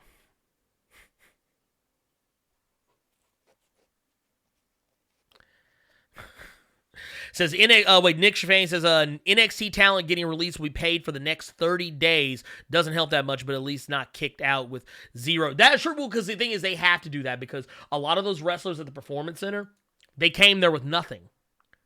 Like literally, don't let that Fighting With My Family movie fool you. When those wrestlers come there to the Performance Center, they come there with literally the clothes on their back in most cases. Even though I don't give a fuck about Braun Strowman, I remember him saying that he literally came there with just I think he drove there in a Kia and everything that he owned was in it. John Moxley said virtually the same thing, that he literally had, I think I remember him saying something along the lines he had to borrow money from his girlfriend or something to go, or some shit like that. But I'm just saying. So I don't know. It is what it is. It is what it is. I don't like it. I don't appreciate it. I don't think it's a good thing. I think this is absolutely positively bad. This is actually I'm not gonna lie. This is probably the biggest releasing I think I've ever seen.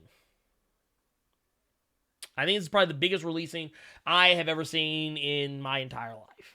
This many wrestlers going at one time. So, yeah, I think it sucks.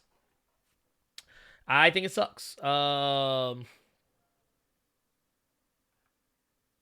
don't know. I don't like it. But you know what? I want to get off of this. Because this is real somber, and I'm not gonna lie, it's kind of bringing me down, and I'd rather talk about something that angers me, but in a very different way. So yeah, let's move it along.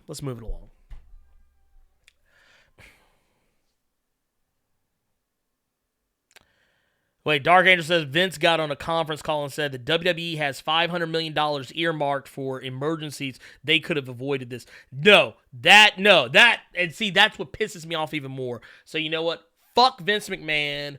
Fuck Linda McMahon. Fuck Governor Ron DeSantis. Who else? I'm not even going to include Triple H and Stephanie in this because as far as I'm concerned, they don't really even call any shots. They're figureheads at best right now. And Shane is just kind of there. But Vince, Linda, DeSantis, and honestly by proxy, because this is going to go without saying too, Trump as well. Fuck all of them.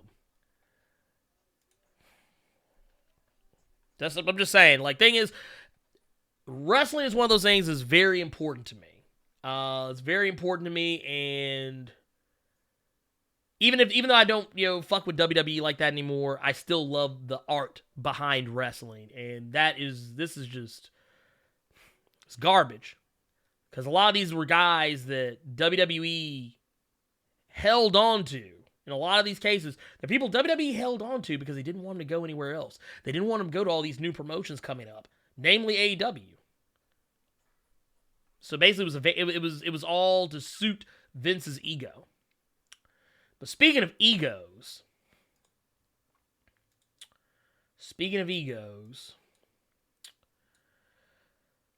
let's talk about Ronda Rousey's punk ass. So, for those of you who have been keeping up, let me see. For those of you, hey, Nick, you take it easy, man. You have a good one, all right? For those who've been keeping up with Ronda Rousey recently came out on Steve-O's, I think it was a show, I think it was Steve-O's show. I don't even remember the name of the show, supposedly, but I just know Steve-O is the guy who runs it. But anyways, point of the matter being, Rousey fucked around, got in the limelight for a minute, probably in the way she didn't want to. Because I just want to go ahead and say, I'm going to preface everything I fucking say right now with, I don't like Ronda Rousey as a human being. I don't like her as a wrestler. Don't even like her as an athlete or a fighter. Because one, she is a braggart.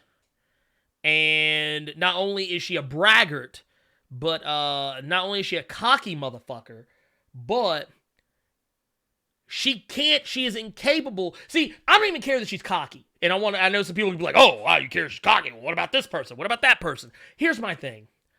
I don't care if you're cocky, as long as you can back it up.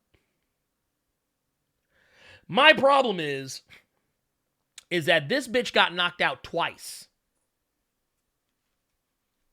This bitch got knocked out twice in a row. One of which was by Amanda Nunes. And she took her ball and ran home. She talked cash money shit about every other fighter that she went up against. If I'm not mistaken. Just about every fighter that she went up against, especially when she started making a name for herself, she started talking cash money shit about every single fucking fighter. Like, talking about she was going to do this to him, she was going to do that to him, getting in their face, talking trash, and then, downplaying their skills and their abilities and shit like that. And then, like I said, she ran roughshod over UFC. Good for her. But I love how she goes up against, people like Maisha Tate. She goes against people like Alexis Davis. She goes up against people like Kat Zingano. Sarah Kaufman. She's going against all these different people, and she's talking all this shit. And then next thing you know, she takes 2 losses back to back. Holly Holm, Amanda Nunes. And suddenly she's like, oh, I got to get the fuck out of Dodge. You know why? Because that's what happens with people who talk shit, get punched in the mouth. They talk shit, they get hit, they run. Because that's what happens. That's exactly what happens. And then she came to WWE. She came to WWE, talked some shit. She was supposed to be a babyface. Vince felt that, you'll be the best babyface ever. People will love you. Then it became this thing where, and you could say this could be because either, WWE fans, wrestling fans just do what they always do, and they get tired of, a babyface, or get tired of or they get that feeling that a character's being shoved down their throats, or a character just becomes too saturated, whatever the case may be. Or just because they feel like they're being told to like a character, so they just decide, well, I'm going to go the opposite direction. Whatever, you pick whatever fits for you. But I honestly think it's kind of a combination of all those things. But next thing you know, she starts getting booed. And I don't mean booed, I mean booed out of the fucking building. Booed out of the fucking building.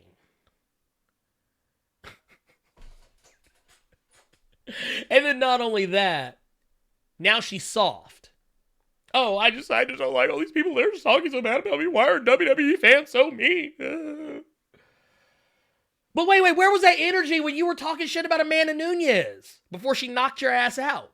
Where was that energy where you were talking that shit about Holly Holm before she knocked your ass out? Where was that energy when you were talking shit about Miesha Tate before the fight and after the fight? Where was all this? Where was this big dick energy, that you used to have? It's gone now.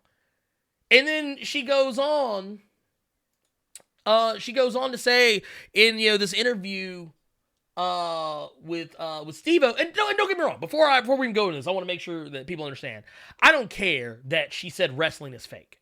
I don't care about that. I don't care about that at all. My thing is, it's how dismissive she is about it. Like, and this isn't the first time she said it. She actually said this roughly around the time that she was working her program against Becky Lynch, and basically saying, well, what happens if I decide to go off script? Like basically, here's the thing. The reason why I don't like Ronda Rousey, chief among all things, is that she doesn't know how to trash talk, and she can't take it. Because whenever it is like, because we all know, I think we're all, here, are smart fans, or smart enough to know the difference, but a work is fake. A shoot is real. And I remember when Becky was going at her on Twitter. Now, Becky does have a tendency to go a little too far. But the thing is, it's a storyline. And she started getting upset about things that Becky was saying. Because Ronda was talking Cash Money shit right back to her. And when Becky came back with stuff, Ronda couldn't take it. And then she started going off about, wrestling's fake, and if we fought for real, I'd beat the shit out of you, this, that, and the other. Talking all this, coming out with all this big dick energy. Now she's coming back out again, saying that running out there and having fake fights for fun is just the best thing. I love choreography, I love acting, I love theater. But the thing is, that's why I don't care about the fake part, because it's whatever. It is fake. Predetermined, but whatever. Ballet, dance, those are predetermined things too. Because they are choreographed. But she goes on to say, so it's just like, what am I doing it for if I'm not able to spend my time and energy on my family, but instead spending my time and my energy on a bunch of fucking ungrateful fans that don't even appreciate me? I love performing. I love the girls. I love being out there. But at the end of the day, I was just like, fuck these fans, dude. Now, that statement got her in some hot water. Now, do I think that what she said was out of line? Kind of. But also kind of not. She's not wrong. There are ungrateful fans of WWE. But there's also fans who actually legitimately gave a shit about her. And basically what she's doing that thing that I hate. It was something I learned a long time ago. It's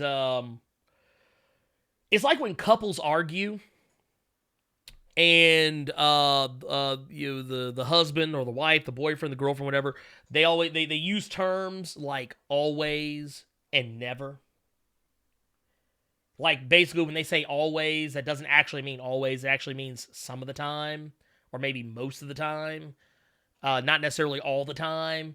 And when they say never, it doesn't necessarily mean never. It probably means something closer to you only do this some of the time, or whatever, some shit like that. But I always hated statements like that. And when you're talking about things of this nature. But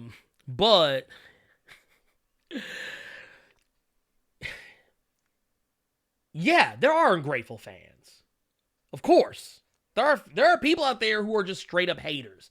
It's in everything. It's not just wrestling. It's in everything. I have fucking haters. There's a contingency of people who fucking hate my guts. And they take every opportunity on every video that I make to come and talk shit about me.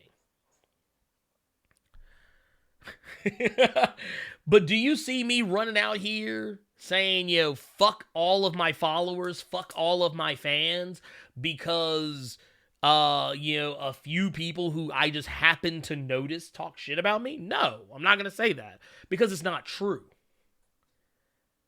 It's not all the fans. It's like, these people don't even classify as your fans. They're just your haters. Now, I handle my haters very differently. I just say, when I scroll through the comments and someone's talking shit about me, I literally look at them and I go, hide user from channel. Because I'm not censoring you. Sort of.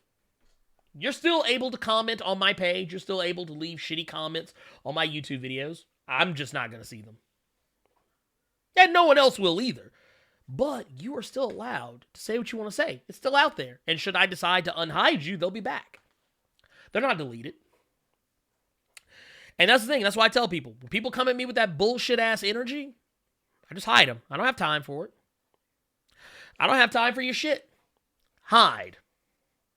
Now, I'm not saying I'm going to hide somebody because, they disagreed with me on something. I'm talking about, there was a guy that was saying, oh, this dude sounds like a pedophile. Hide. Because now you've insulted me. My voice is way sexier than a pedophile's. So. But anyway. Point of the matter is, Ronda Rousey does not know how to handle criticism. And that can be said for a lot of wrestlers. Seth Rollins is chief among them. Surprised that they're not dating. But basically, you carry on here where now it's gotten to this point where other wrestlers have called out Ronda Rousey. Nia Jax, specifically, being one of them, even openly threatening to knock her the fuck out next time she sees her. Now, was that a work? Was it a shoot? Maybe.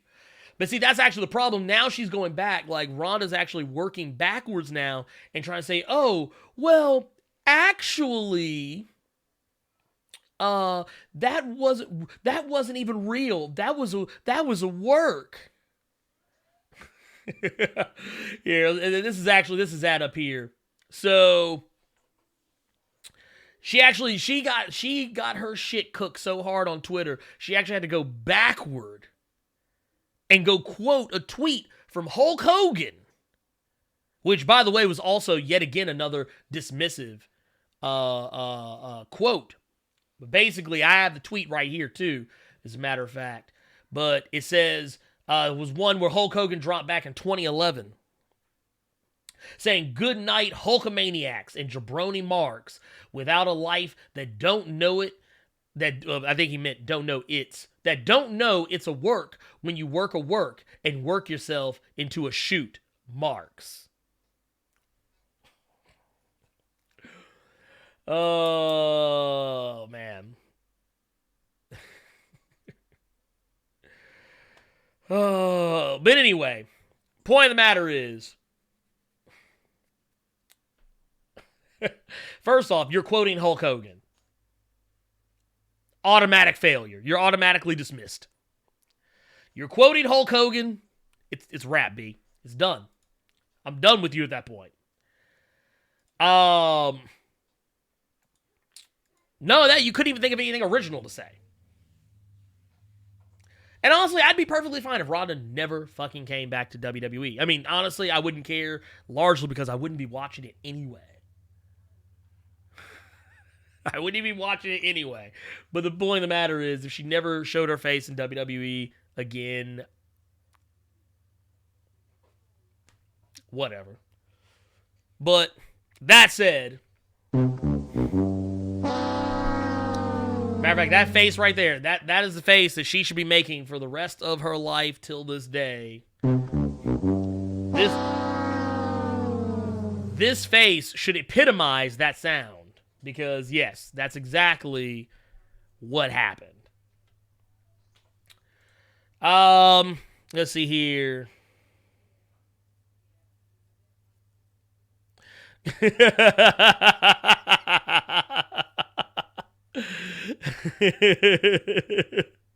Ronda has Karen energy for sure.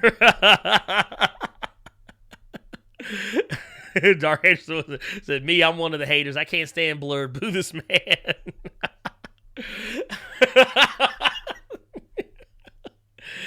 Oh, exactly. Don't give him the time. Now, what's going on, Real Revelation? How you doing?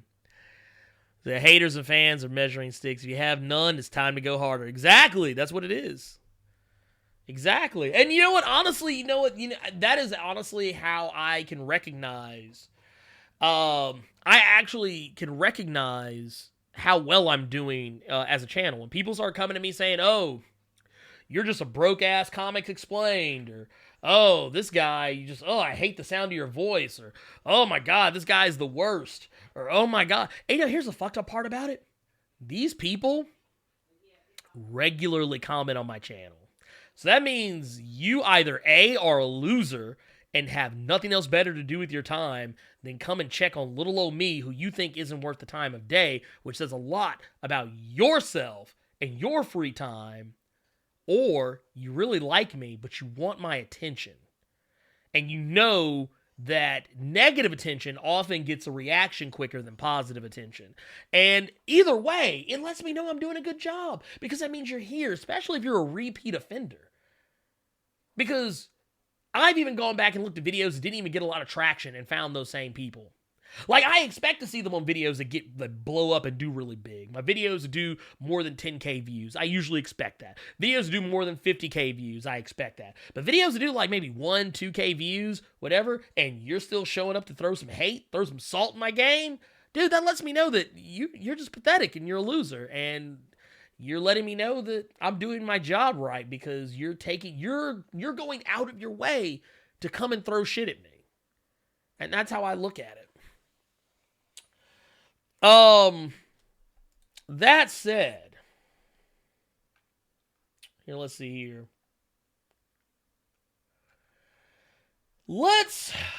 Man, so who you calling those people?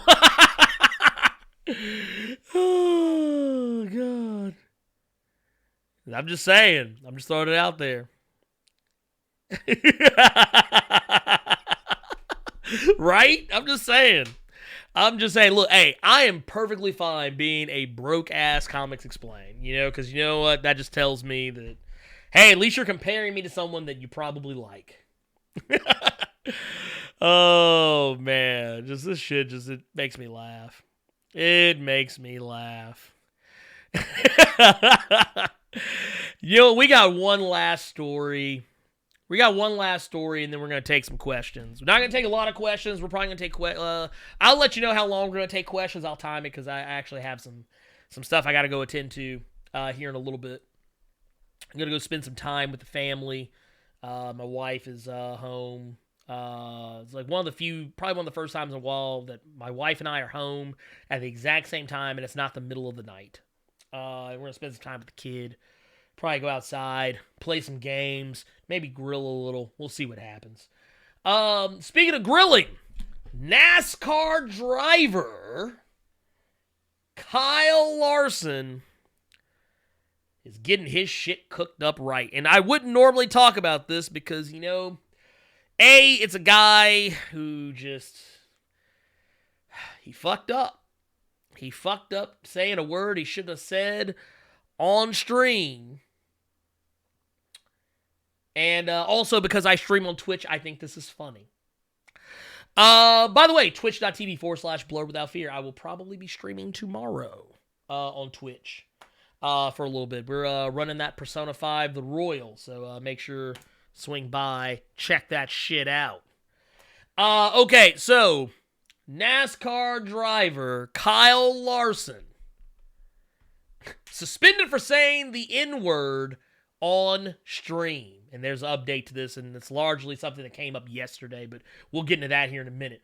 Point of the matter is, what was this? This was done on Monday. So basically on Sunday, professional NASCAR racer Kyle Larson used the N-word during an event hosted by prominent Simulation Esports League, iRacing, and broadcast on Twitch and eNASCAR.com.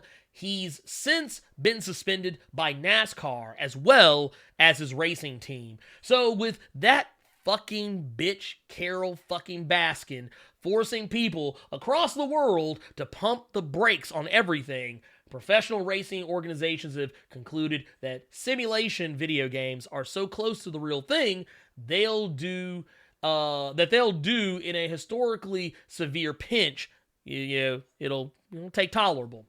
We now live in a world where it's possible for a professional NASCAR driver to join the legendary annals of heated gaming moment history. Because during last night's Monza Madness iRacing event and exhibition, Larson seemed to have trouble communicating with his spotter, which, for those who don't know, is a member of a NASCAR team who relays information to the driver. This was picked up by other racers, some of whom were streaming on their own channels. Basically, Larson was heard to be said, "You can't hear me. Hey, N-word."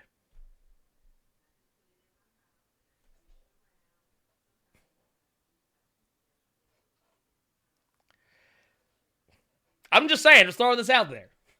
Matter of fact, that picture of Snoop right there was about the look I had on my face when I saw this.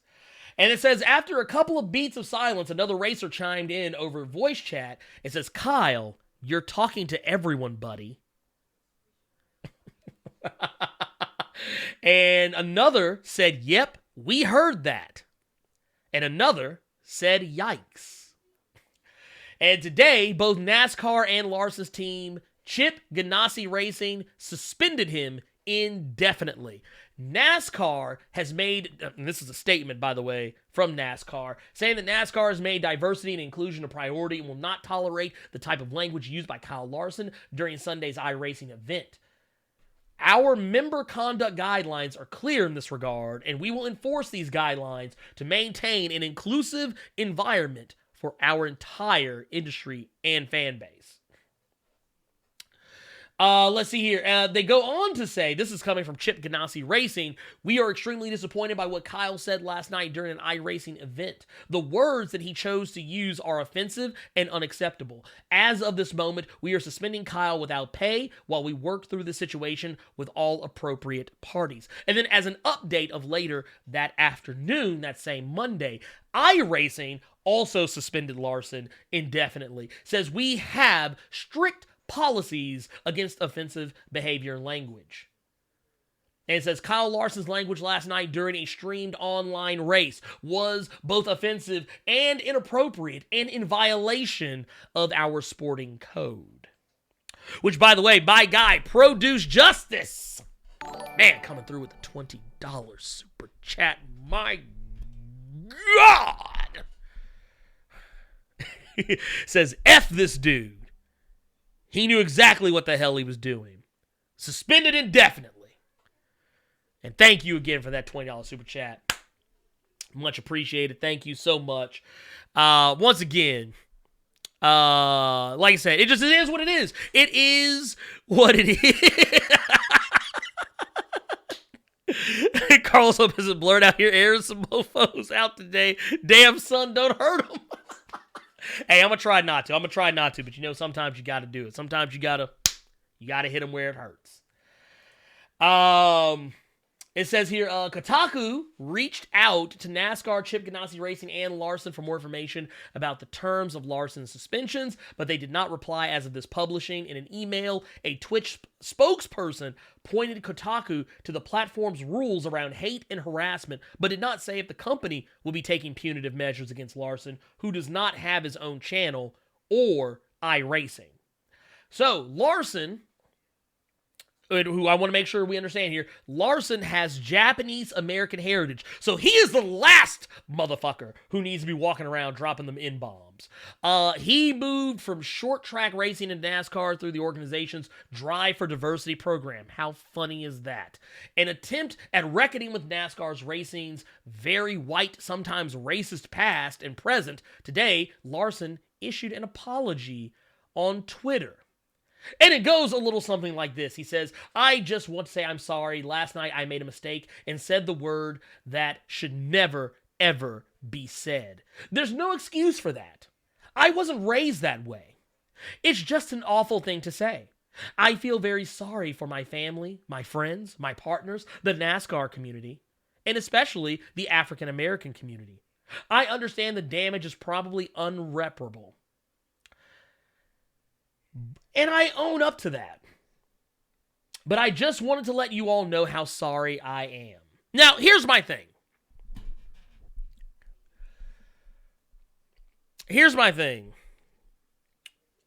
So,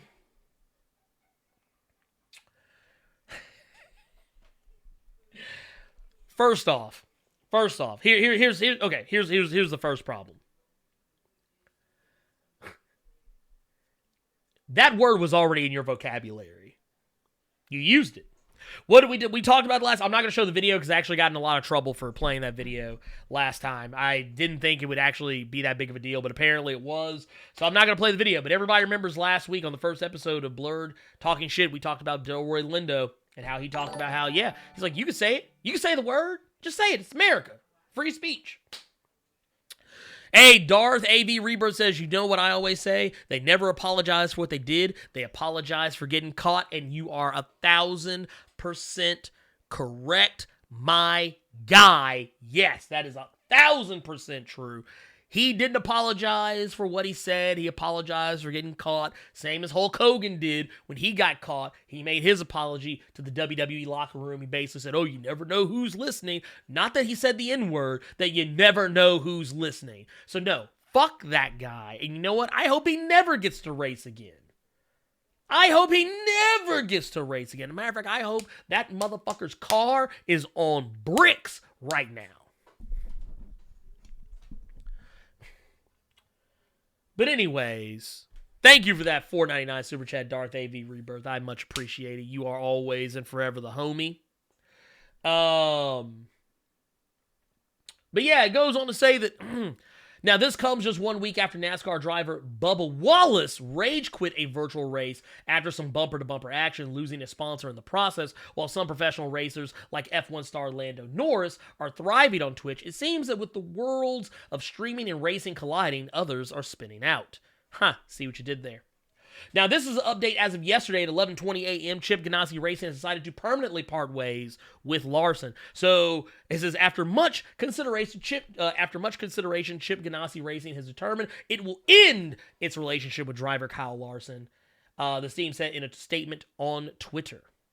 As we said before, the comments that Kyle made were both offensive and unacceptable, especially given the values of our organization. As we continue to evaluate the situation with all the relevant parties, it became obvious that this was the only appropriate course of action to take.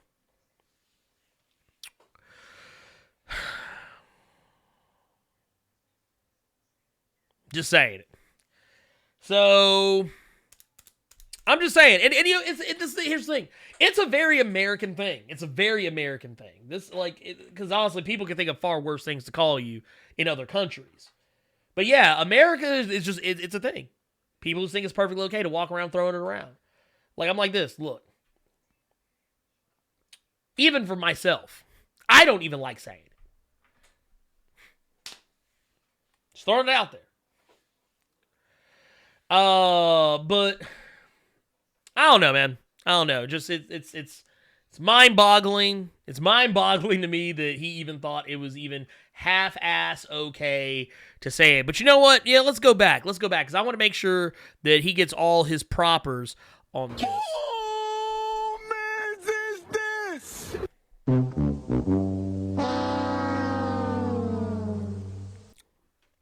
So fuck that guy. And you know what?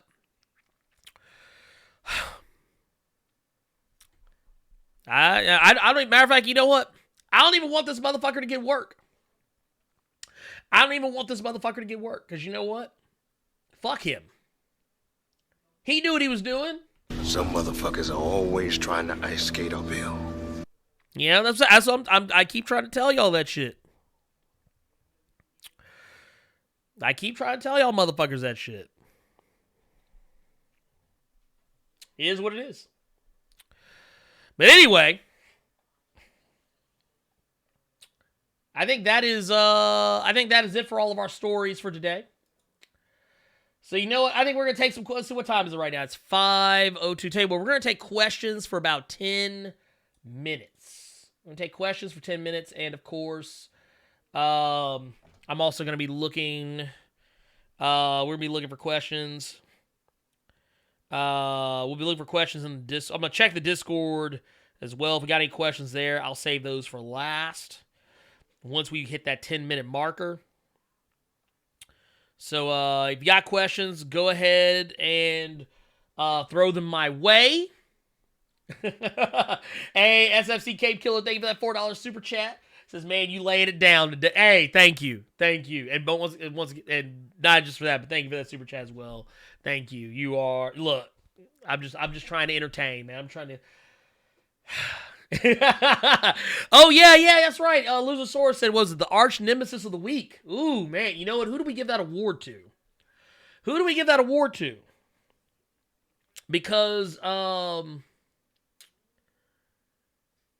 who is gonna get that? Who is gonna get that award? You know what I'm saying? Should it? You know what? Honestly, I just think just by sheer volume of fuckery. You know, I honestly think it needs to go to Vinnie Mac. I think it needs to go to Vincent Kennedy McMahon. I don't know. Vincent Kennedy. Actually, you know what? Can we give it to the McMahon family as a whole? Can we make them the arch nemesis of the week? Can we do that? Linda McMahon. I mean, I'm all for it. Here, let's see here. You know what?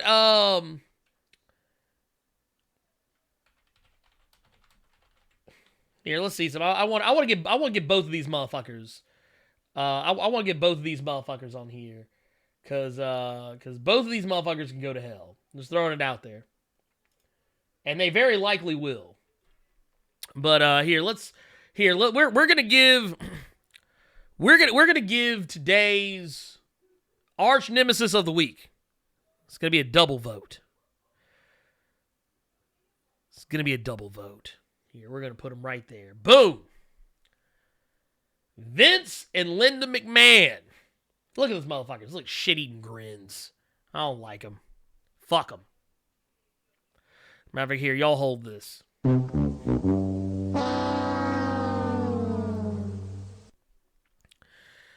Now, that said, now we can move on to questions. We got 10 minutes starting now.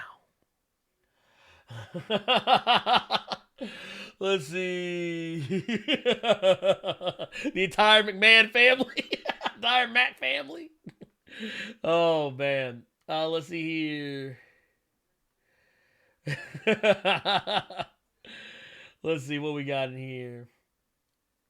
It made their kid jump off the Jumbotron for money. They really did. They actually really had their kid out here fucking up for them to make a little bit of money. It's fucking dumb.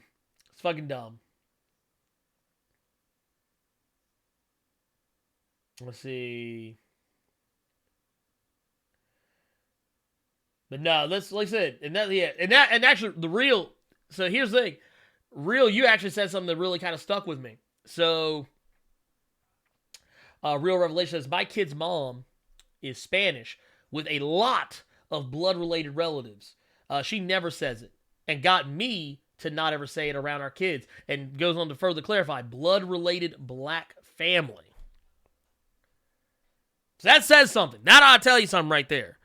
I'll tell you, like I said, it's not, it's, if you were not raised that way, that word wouldn't be in your vocabulary. Plain and simple. Plain and simple. Plain and fucking simple. Remember, going over the question, says, Real Revelation says, what is the best Black Lightning storyline to read? Okay, so, man, that one's actually a sadly difficult one to answer. Largely because, unfortunately, Black Lightning doesn't have a whole lot of comics. A lot of individual comics. You will find a lot of the bulk of Black Lightning stories in like Batman and the Outsiders, or just the Outsiders. He gets a lot of story arcs in there, and then of course, by proxy, some of the Justice.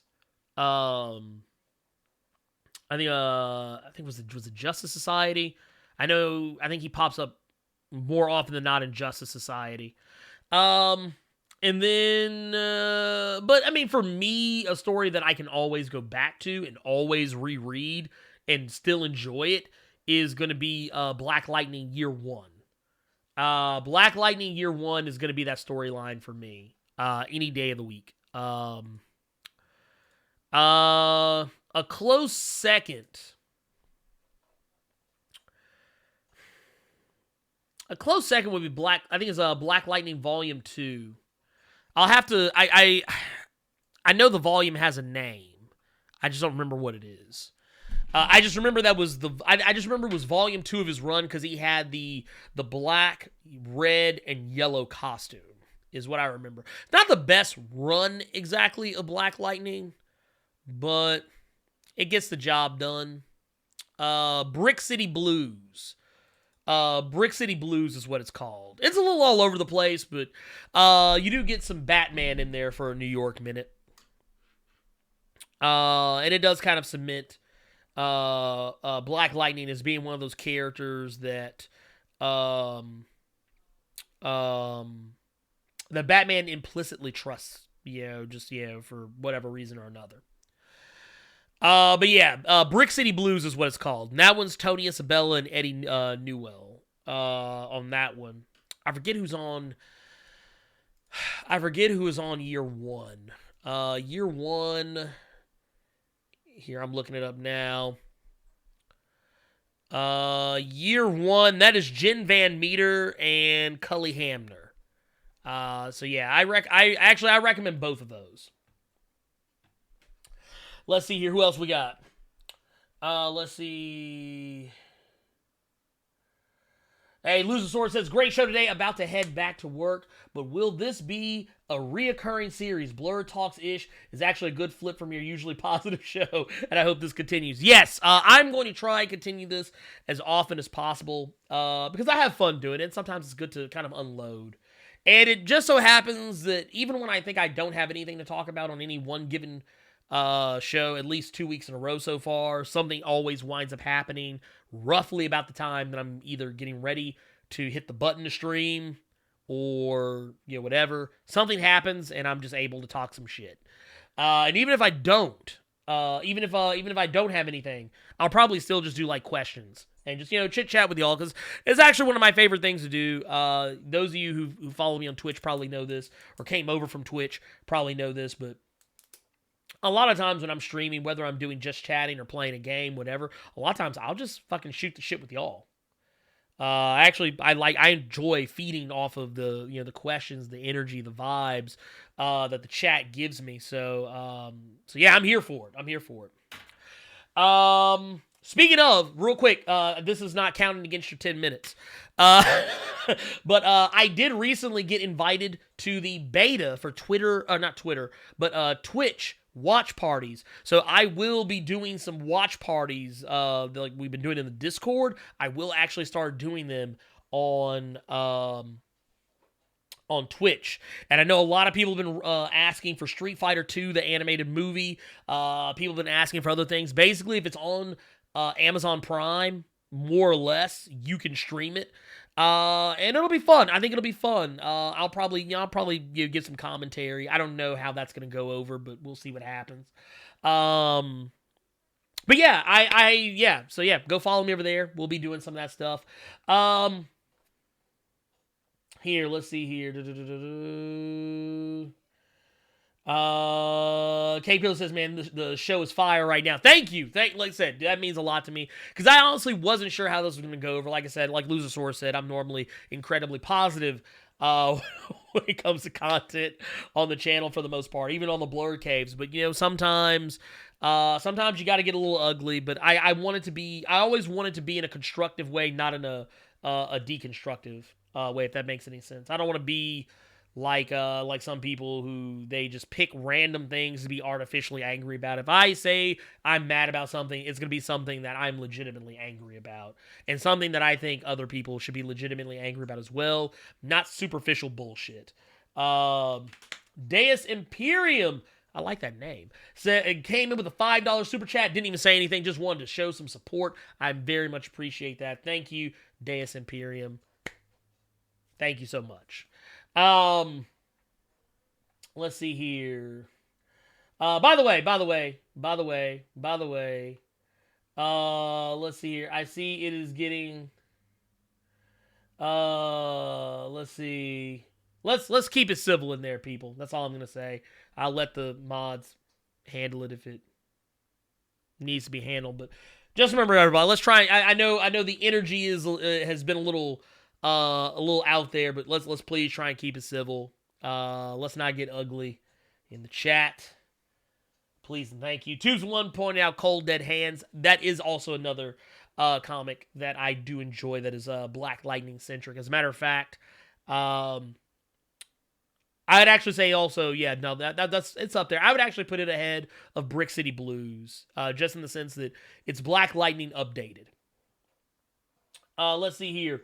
Tikaro says, what do you think of Hama's G.I. Joe comic on IDW? You know what? Honestly, I haven't really read it, but I have talked to Larry Hama before. Really nice guy. Very laid back guy too. I hate that it's being put on hiatus because of all this business going on right now, but yeah, I mean, I haven't really seen a whole heap of a lot of it, but I mean, it's been running for forever. And what little bit I have seen of it, I think is actually really impressive. The fact that he's able to output that level of work on a steady basis is really impressive. Let's see here. But I said, please, ladies and gentlemen, don't. Hold up, wait a minute. Who's I was about to say, can we leave some of the anti-Semitic shit out of the chat, please? Let's not talk shit about Jewish people, please, and thank you. This isn't the place for it. I was trying not to call out names specifically, but Kenneth Martin, that is not cool. Not cool at all. Let's see. Do we got any more questions?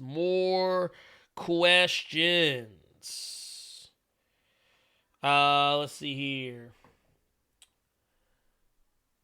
Deus Imperium asked, are you looking forward to Dune? I am. It's really weird. I'm actually a fan of, okay, not so much the books. The books are very difficult. They're very difficult for me to read just because they're very dense. And I'm a slow reader when it comes to novels. Comics are quicker for me, which is probably why I read them more often. But I do like Dune. I liked what I saw. I saw some of the set photos, some of the cast photos. It looks interesting. I'm curious to see how it plays out. I'm ready to see. I'm more interested in seeing a trailer than anything else, just because I want to see everything in motion. And I really want to know how they're going to play out, like, or how close to the actual canon are they going to stay with Dune? And if it's going to be shifted, manipulated in some way, shape, form, or fashion. But I'm curious. I'm very curious. I remember liking the original movie as a kid growing up, and I still enjoy it today. And I remember watching I think it was a Sci-Fi Channel original series that they did way back. I used to own on a DVD. I haven't watched that in forever, but I remember somewhat liking it. So yeah, Dune's always a weird one, but it's one of those franchises I'm kind of surprised hasn't come back sooner. If that makes any sense. Let's see here. Toots One says, how long you think this quarantine will last? Also, you think now's a good time for vigilantes to pop up? I tell you what, right now, I would actually say that I think the quarantine is probably going to...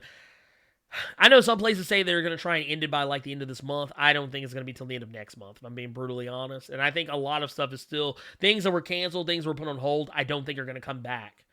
Once all this is lifted. So like, NFL, NBA, all those stuff, I don't think any of that stuff's going to come back as soon as the doors are open again. As far as vigilantes go, honestly, for as big a fan as I am of comic books and superheroes, I think vigilantes are actually really dangerous. At least when I think of vigilantes, I think of people like Punisher. And I even think of people like Daredevil as well. I think vigilante, it depends on what you're doing. It depends on what you're doing. Like, if you're actually going out and beating the shit out of criminals, by all means, please go beat the shit out of them. But, yeah, I mean, but you still got to think about, too, like, it's one of those situations, too, where in light of recent events, it actually has kind of made me rethink my stance on vigilantism. Because, we got, cops out here that are, taking the law and manipulating it in ways to basically hold public executions in broad daylight. In regards to all the black and brown men and women who have been gunned down by police officers.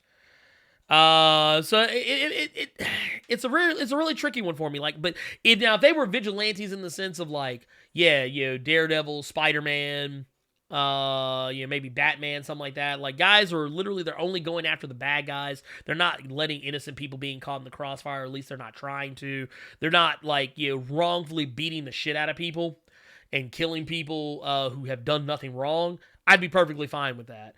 But it's one of those situations, too, where I feel like the most realistic thing we would ever get are people like Punisher, and I don't want people like that walking around. That would actually scare the shit out of me, because those people would be the ones who don't get Punisher's message that he is a byproduct of a failed system, and that he shouldn't be a character that you like. He shouldn't be someone that you should aspire to be. And I think that's what is going to get lost in translation. We have people like that, and that's exactly the type of people we wind up getting, unfortunately. Reggie Simmons came in through with a $5 super chat, just came through to say, peace, fam. Thank you for that. Like, once again, thank you. Y'all are too good to me. I'm just going to throw it out there. Y'all are too good to me. Let's see here. Kate Tucker, don't pay him any mind. Like I said, just let it go. Y'all agree to disagree. I appreciate y'all letting it go. Thank you. Let's see. Tigger says, I just restarted his good his good COVID reading. I believe it. Let's see here. Luzor says, great show. Have a good one. And see you at the next Blerd Cave. Hey, you have a good one too, man. Stay safe. And like I said, don't let them work you too hard, man. Let's see what else we got here. Tube said, do you think they should start selling comics digitally and then for comic book stores to sell the trades? I think that would be perfectly acceptable. I don't know why they're not doing that, honestly. I literally do not know why they're not doing that. That would be the best outcome for everybody. It's the one thing Todd McFarlane and I agree on right now is that they should be releasing digital comics. I understand why they're not, but I still think they should release them anyway because this is not going to hurt the industry any more than it's already being hurt. So I say let them free. Set them free. Yes, like on Amazon, Comixology, because Comixology is owned by Amazon. That's why they're able to offer you those digitals. But let's see here. Yes, Atikro says, the Watchmen show was true foreshadowing of how cops are about to look. Mask for everyone. I could see that. I honestly could see that. I actually could see that happening. Let's see here.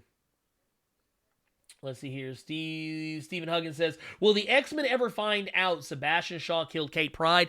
I think so. I think they already have.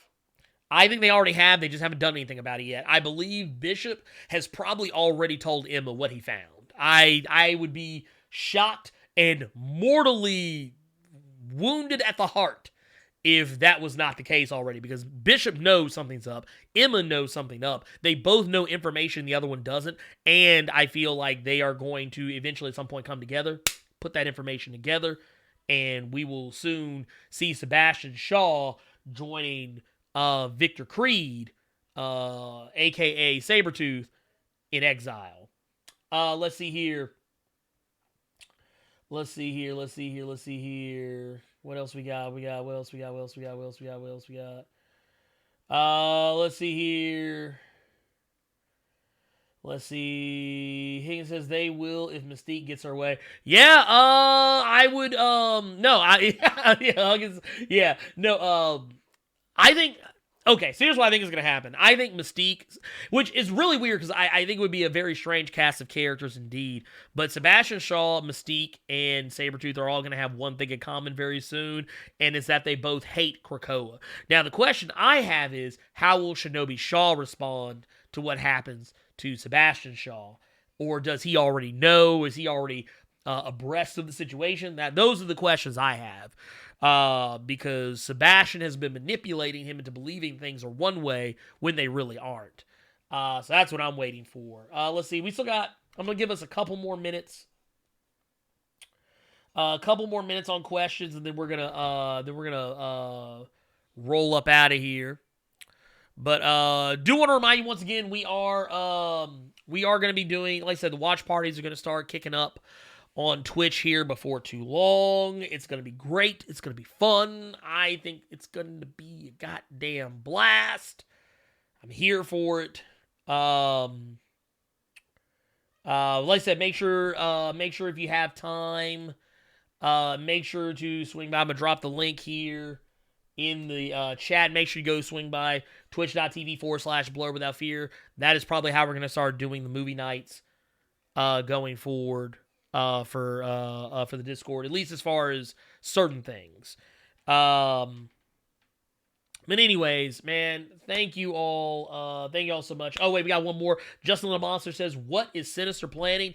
I would not be surprised if Mr. Sinister is doing exactly what Mora found out about during some of her previous lives. I wouldn't be surprised if he basically built himself a little small army of chimeras. We know those are going to be a thing. I think that the Hellion series is going to showcase that. I also think that he's putting the Hellions in place, at least, the main ones, maybe not so much Havoc and maybe not so much Psylocke, but putting them in place to kind of be like his hit squad. And he's going to wind up, I think at some point, Sinister's going to wind up manipulating them into taking action. And don't be surprised if we see another mutant massacre. Only this time, instead of being against just the Morlocks in the sewers underneath the cities, it'll be against the mutants, but on Krakoa. I would not be surprised if some shit like that popped off. I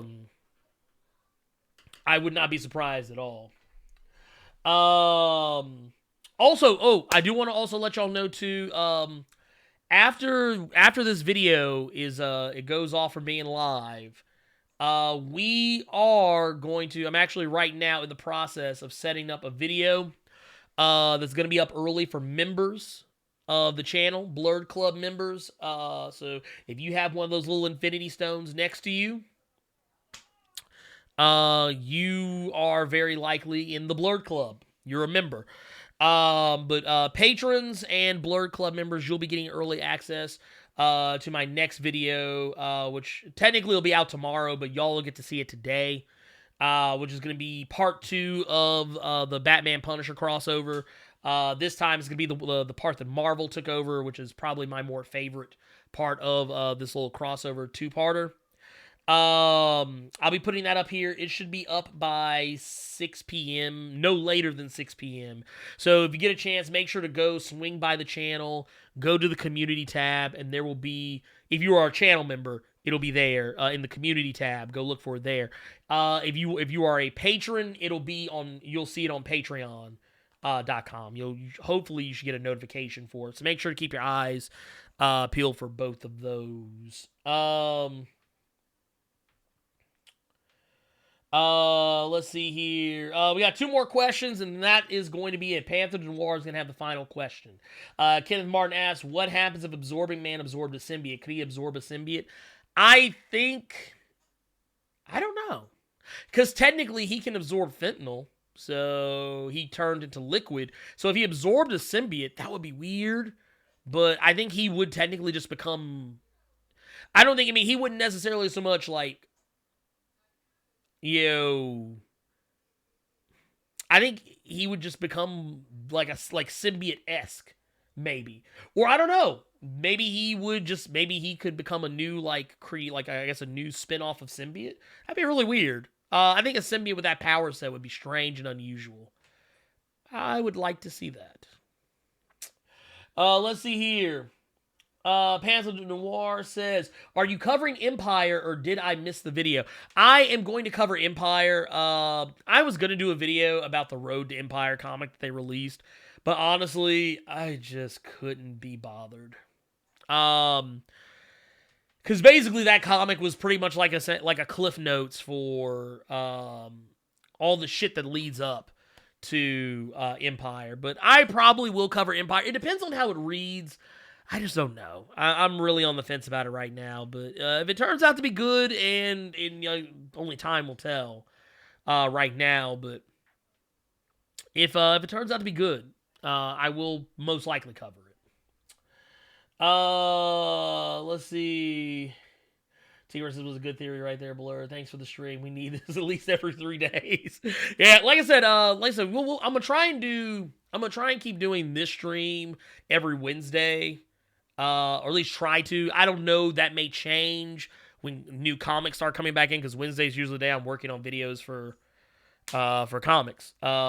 If we do it, it may just be later in the day. If we do it that way, I don't know. That's gonna be a tougher one. That'll be a tougher nut to crack.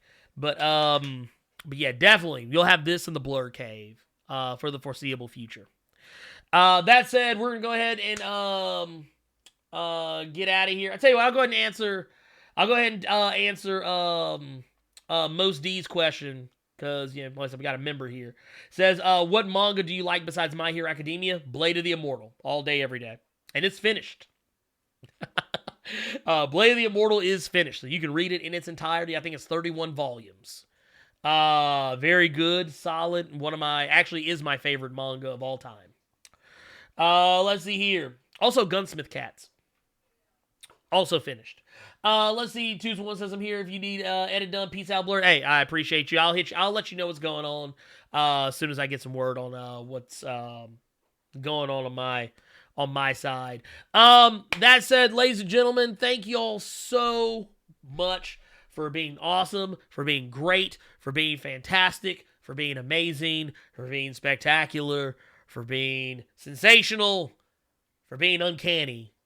And I can't say it enough. Thank you so much for supporting what I do.